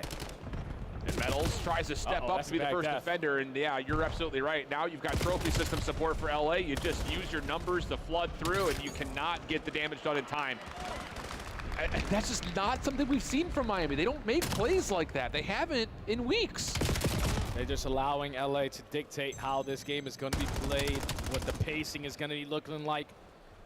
And you're always late to the party on some of these routes. You're consistently going to be down in that score. Man. You're not even finding kills off of players camping in the corners. So Rencor loses that fight. You find the opening kill. If you're LA, you might be able to quickly get another one on the board. Yeah, BZ, big win. Putting down 1 player at panels, but the back and forth affair comes away with Miami the numbers. Hydra on the pitch, shuts down the EMP carrier, and it's going to force Super to have to sit and play his life. He's not even able to do that. Minute 45 of the clock. Miami, the team who needs to have the urgency, and Scrap is going to grab and retreat. Bus not being parked yet, but it's okay. Yes, it is. It's being parked. Shouldn't be though. Like if you're LA, we're just looking for the first kill so we can eventually work out of our base. Because on a map like Exposure, yeah, this is just this match. I don't know what the hell they're. I don't know what. You keep on moving. I don't know what Falcons are doing. They're playing like. Now you get the information. Like I get it, they got knocked out first round, but it's like. Oh my God. But Scrap gets caught. Rencor's double saves what would have been a free run. Neum caught from behind. Opportunity here for Miami. You've got 2 players pushed up, but the spawns are through mid. Does anyone get on the angle in time to stop this? No. Yeah, I don't get what the fuck affair. Riyadh is doing, but capture is playing behind, They're too, playing- so hold on a second. There's obviously an they're opportunity in playing- a world where Miami could get this thing They got tied. absolutely 3-0 by Minnesota, so to light up that if Falcons don't do anything, I think this might be the last time that they're going to see this lineup because there's no... I just don't see a reason to keep Falcons. I just don't see... Like, not like they're going to just completely scrap this whole team, but like they're going to make changes. They're going to have to make changes because... Just, I don't know. It's just, it doesn't... The whole team just not mesh at all. Like, we saw a bit of mesh on last major, but like, this major has been so they've been so fun. Miami, you're gonna have the numbers. Traits is gonna wait for support. There's the extra 30. It's going to be a 4v4 over the top of the A site. Trophy system down. 2 players to drop, but the EMP carrier will drop as well. And LA 3-0 Heretics out of the tournament. A beautiful response from LA after letting that series go. Hello, we are back and ready to kick it back into action here on the Alpha match. You just saw Thieves get the 3-0, so they'll bounce back after getting reverse swept in disgusting fashion, but they'll continue on. And thank God, otherwise a change might be happening there. They ended up top 8. Now, you know, we talk about the fact that Heretics won 1 map. Falcons might win 0, or maybe they pull off the reverse sweep here, but some teams with some expectations this weekend coming in and finding our top 4 seeds, right? I mean, number 4 seed here for Riyadh, and then our number 2 seed going. I don't know how much stock we put in the seeds, considering how jumbled up it was after Optic. Like, there wasn't that much of a difference between like 2 and 6 when we talk about results, but still, fact is, they were 2 and 4. Yeah, I would say like Miami separated themselves a bit, so a big surprise. But again, just with who they played, the way the play-in worked out, tough matchups. What are you gonna do? Scrap was doing everything. Now he's quite good, I hope this Thieves team starts to figure it out, but it still seems like they have work to do despite getting the win there, obviously. But crumble in that phase matchup, but maybe they'll have another date with them later in this tournament. We'll see how it all plays out. But you had a moment, a little restroom breaks for the players, chance to maybe regroup, talk to the coaching staff and try to figure stuff out. You need something, and sometimes with a team like this that flows so much of a passion and playmaking, like it might just be one big play. Somebody pops a triple or a 4-piece or like a Joe Deceives play, and suddenly everybody's hyped up. It's like you need. Yeah, and I think like the one guy you kind of look to is like Pred. He's sort of like stepped up as like the leader. Kind of the Bash Brothers in a way. I've heard like potentially he might be under the weather, so maybe that is affecting it. But fact is, you gotta do what you gotta do. But I mean, he's your vocal guy. Yeah. No, it's tough. I mean, he is. He feels like he's their soul, like the soul of the team. And I heard he was under the weather, but then like in the last series, like he had a couple really solid maps. But just because maybe he's shooting straight doesn't mean he's. So a lot of the times when you're sick as a player, like if you've gone through, you just kind of tell the guy who's doing that, just like just literally focus on you, shoot as straight as you can. I heard you were the greatest hungover player of all time. In college, I was great. Monster rehabs down, and I was frying. Oh, back in the day, a little bit different. A little bit different. It was a great time. If they, I have no doubt if they could just win this map 3, we might have an interesting series. But can they come up with something? I'm going to put some pressure on them at the start. Like they can't. I can't go down early. They just can't.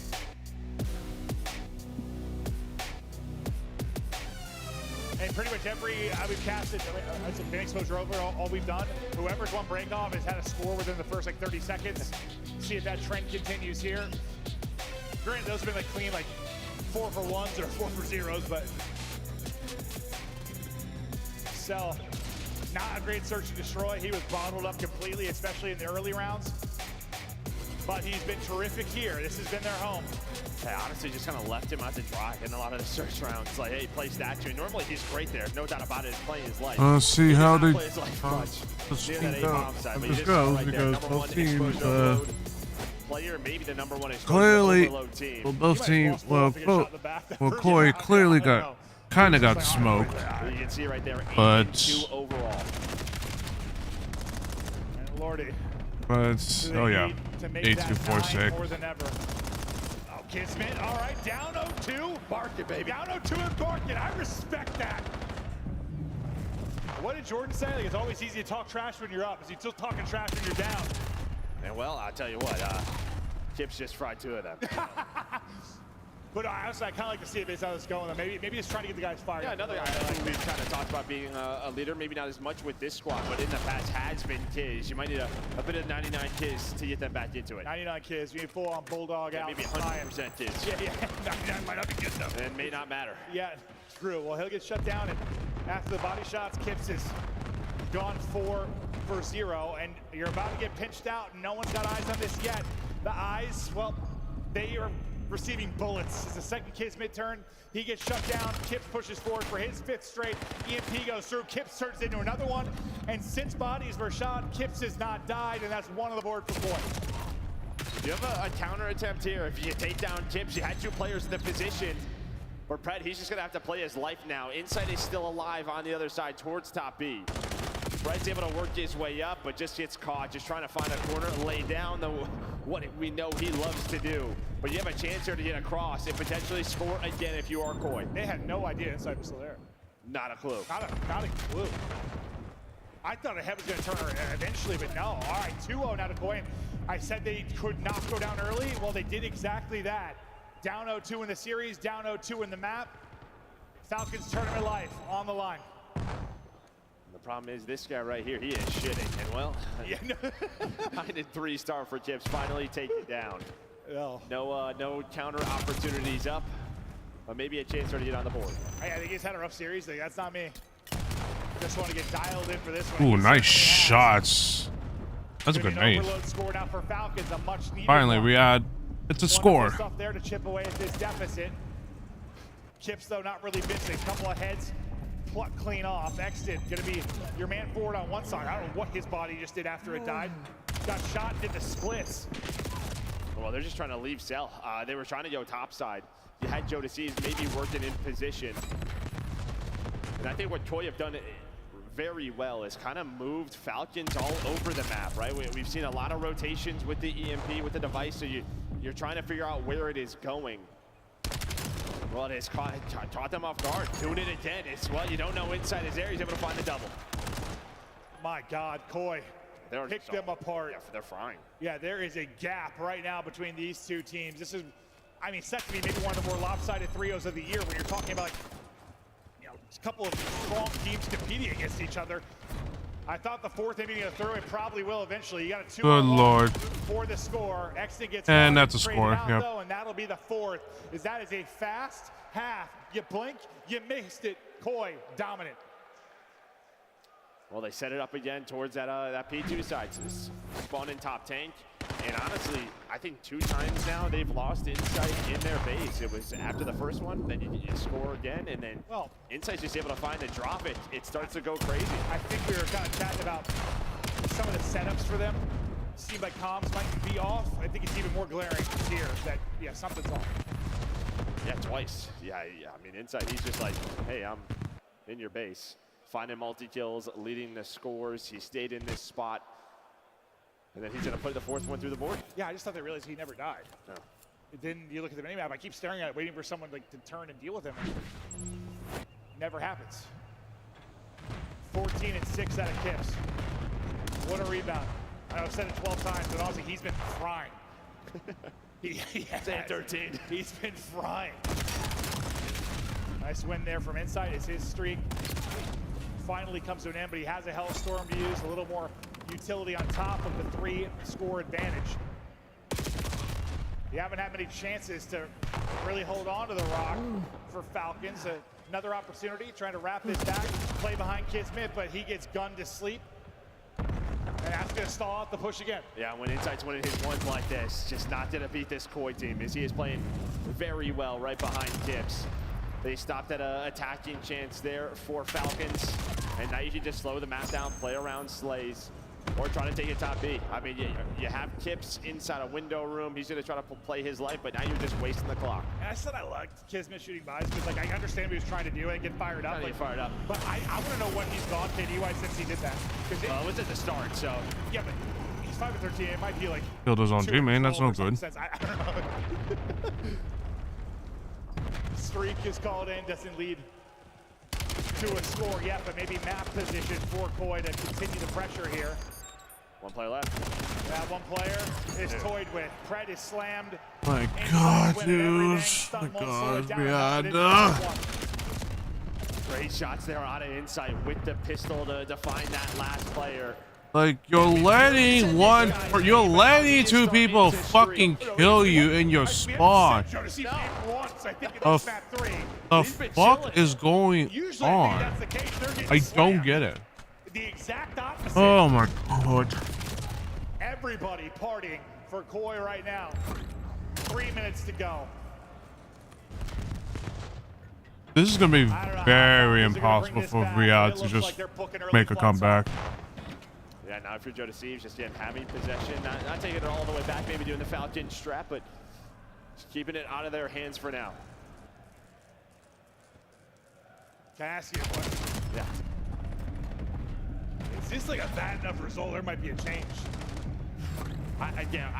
It really just depends on how. Not feeling well, maybe. Yeah, okay. Not exactly sure. How to take this. That's a tricky situation. It is. I only ask because like you come in, don't win a map on land, a team with expectations. Like I don't know. Conversations are probably happening.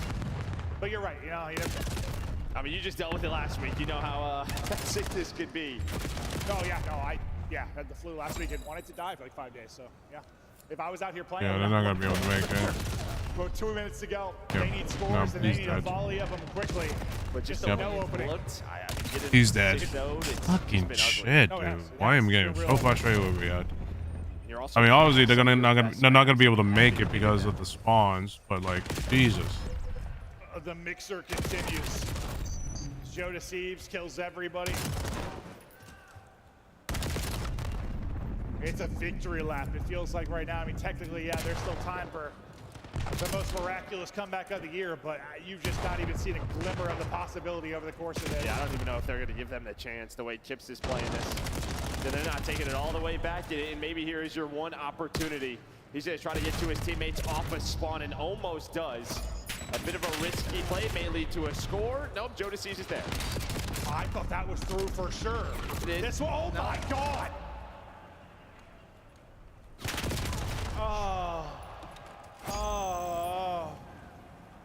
That is. They're ever gonna lose regardless, but that was the tournament weekend in a nutshell. Yeah, I mean, no, actually, it wasn't close, but no cigar. It was not close, and you got fried. Yeah. And right there, Clinics, he's just like playing a one-on-one with a toddler. Like he's hooping. Yeah, he's hooping.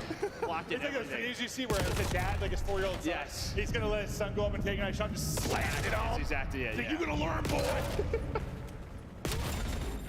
Holy. They got no chance. Oh yeah. 30 seconds. You're not gonna be able to chain this. Well, you're not gonna be able to chain anything. This one is over, but on one side, Riyadh might give them. you're looking for a bounce back. I get something. Koi, massive bounce back. You turned it around completely. Kip specifically turned it around a ton, but really the whole team. Fantastic series. On the other side, Falcons, you know, you got thrown on the ground in the last series, beat up a bit. You just stayed there on the ground. And then got kicked some more. And well, they never really had a chance, and that just props to Koi. The way they played this map, the way they played this series, I'm happy for them ever since making this change with Kips. They've looked better and better. Again, even the Optic series, the respawns, they did have a couple of chances. Yeah, and you know, we talked about maybe no Jenny, no Winnie for this Koi team for a little bit. No Din. You get a series victory there, and you get a series victory very, very clean. As much as we were kind of harping on the struggles for Falcons because it's a very disappointing weekend, really incredible performance there from Koi. And you just got to be happy for like Insight, right, to play here. You get to experience this another day. Yep. You get to keep battling it out on home soil. He had a terrific map 3 there. It was Kips and Joe Deceives really that did the brunt of the work in the map 1. Well, Kleenex was right there too. Honestly, everybody performed. Statistically, that is going to be a very lopsided. It's going to look good. Very, very lopsided board for Koi. It's 3-0. Oh man. And our first day of matches. It sets up for an awesome. And I'll be honest, chat. Most of the matches I've seen, like in the major 2 qualifiers, have been basically just 3-0s. That's why I've been kind of, not really giving a shit about the league matches, because most of the matches have been kind of like this. Other than the 3-2 match, other than the 3-2 matches, but like But that's like kind of. I mean, after shooting the Kind bottom, of it started was not. No, it's like I don't really blame that. You're down 0-2. It's like But it really depends in terms of what type of team we're watching. So. I get it. Unfortunately, just you guys are already getting stopped. Something got stopped with worse because of it. Like the stopping just continued. Oh, look at the overall best of 5. It was not close really ever, to be honest with you.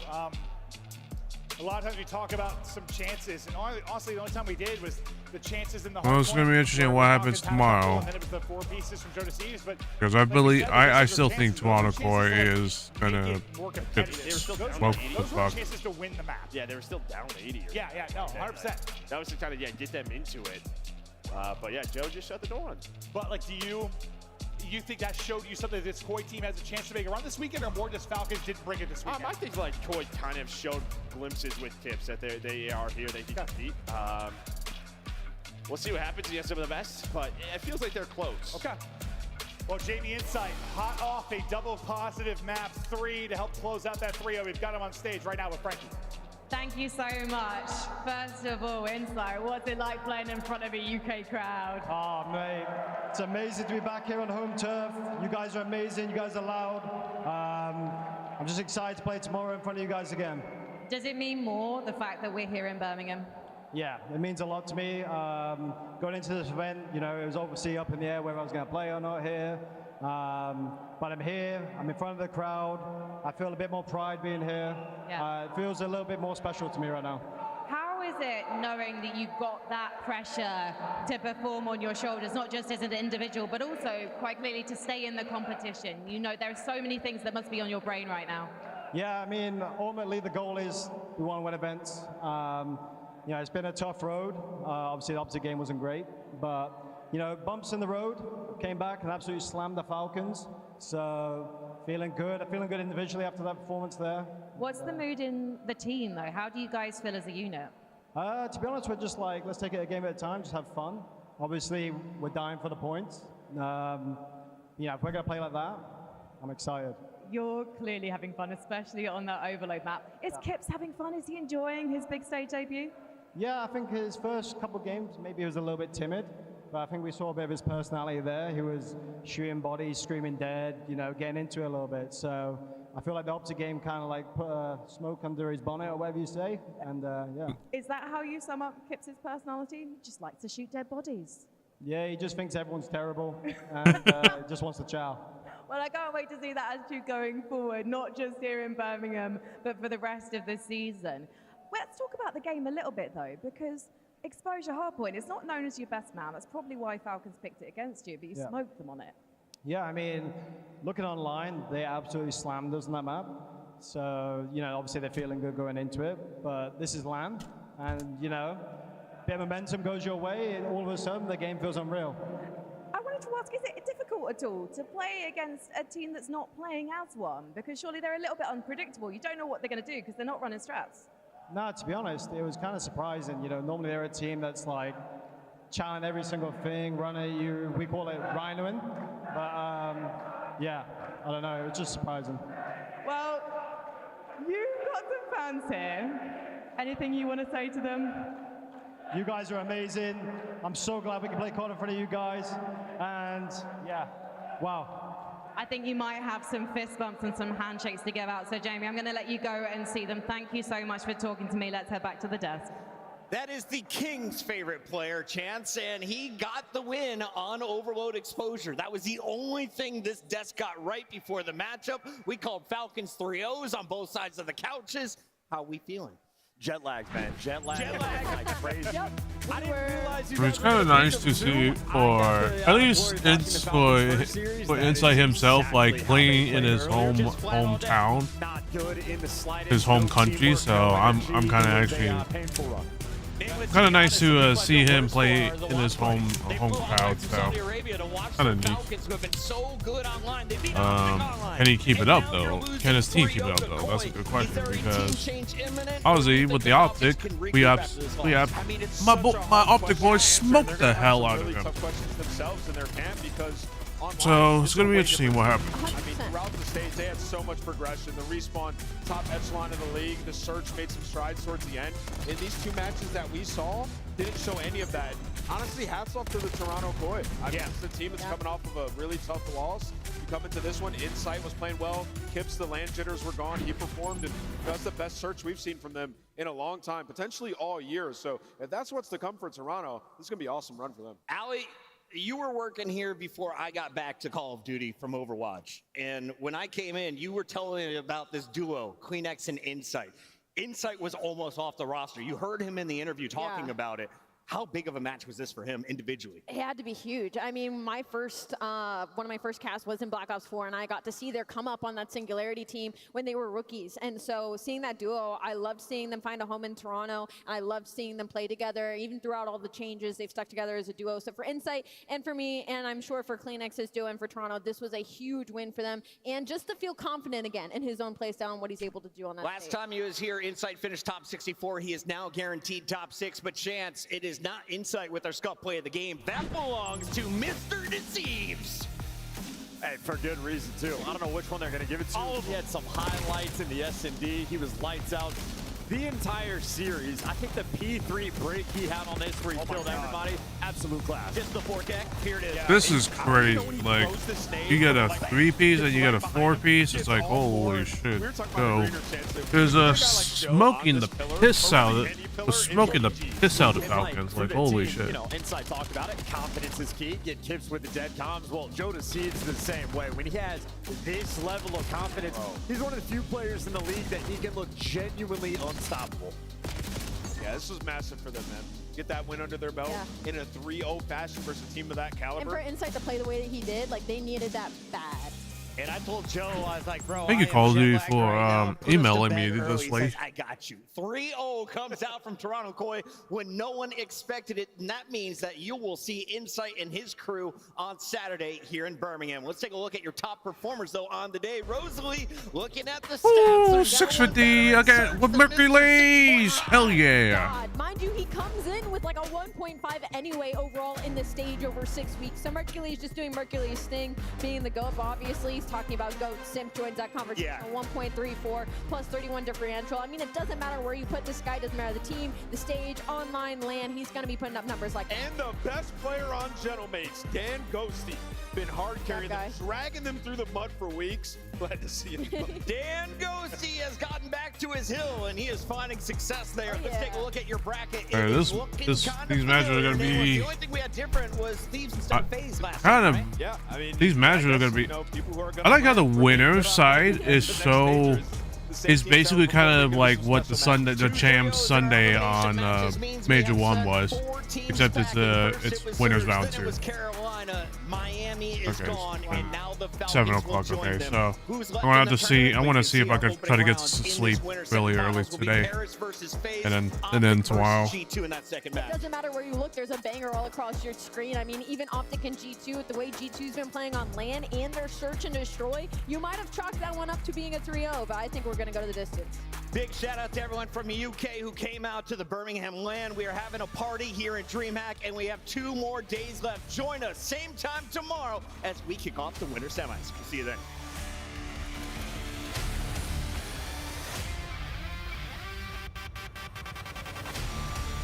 Well,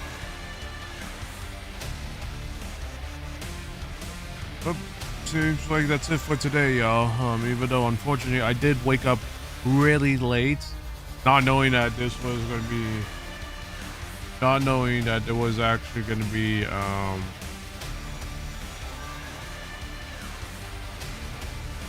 not knowing that they actually were gonna. I've kind of figured that we're gonna kind of start late today. We're gonna start pretty early today. I did not. I still didn't expect it, but I should have expected it in a way. But we'll see. But tomorrow it's gonna be at 7 o'clock my time. So it's gonna be at 7 o'clock my time. I'll see if I could try to get up early tomorrow, really early tomorrow. I'm not 100% sure, just because it's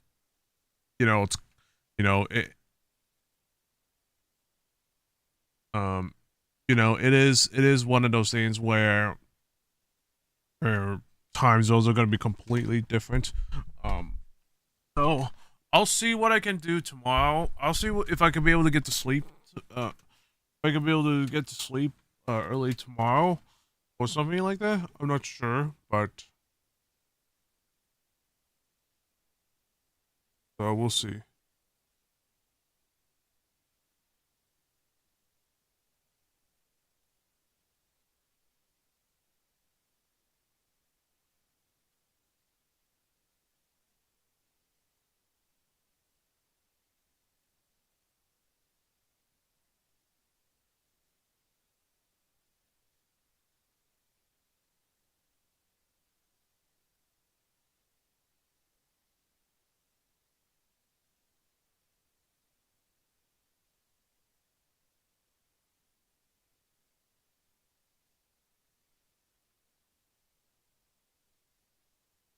Alright, sorry about that, chat. So, actually, chat, I might. So chat, I was originally gonna plan something today, tomorrow, not knowing that I have this tournament, I have this group, I have this thing today. I not knowing that about this major tournament today or this weekend actually, but I didn't expect it to actually be this early. I didn't expect it like this. It was like that in Major 1 last year, where it was just so late. I knew it was gonna be super late for me to. It's gonna be super early for me last time, so I decided to not stream it, and also I was kind of busy. But this time it's the same thing again, except that it's a little like it's in the time that I could be able to get up. Somewhat. I just don't think I would be able to get up around that time. I'm gonna be honest. But today it's gonna be four matches. So, but there was a potential collab I was gonna be doing tomorrow, but now knowing that I might potentially be able to make it to the collab tomorrow. I'm gonna contact them. I'm gonna contact the VTuber today and see if I can join back the group, and you know, let's see what happens. But anyways, y'all, I hope you all had a lovely Friday. Again, I apologize for me being kind of late. So I apologize for me kind of being late just because of not knowing that when they were gonna start. I thought they were gonna start around 10 o'clock, just like the stream was planned. But it seems like it was not that. It seems like it was not that. It was scheduled around 7 o'clock, my time. So, now I know. I want to get up really early tomorrow. So, anyways, y'all go check out my socials down here. Do check out the sponsors that my esports org that I'm a part of. Godslayers is sponsored by. And do check out the Godslayers merch down below as well. If any of you are interested in watching and getting some supporting the esports org I'm a part of Godslayers, check out the merch down below. Anyways, y'all, I had a lovely really lovely watch party today. Even though it was kind of short. That's on me again. But you know, we'll see what happens tomorrow. You know, we'll see if I can be able to get up early tomorrow. Probably not, but we'll see what happens. Anyways, that's gonna be all for now. Stay safe, stay frosty. Have a good night, everyone. Or have a good rest of your afternoon, everyone.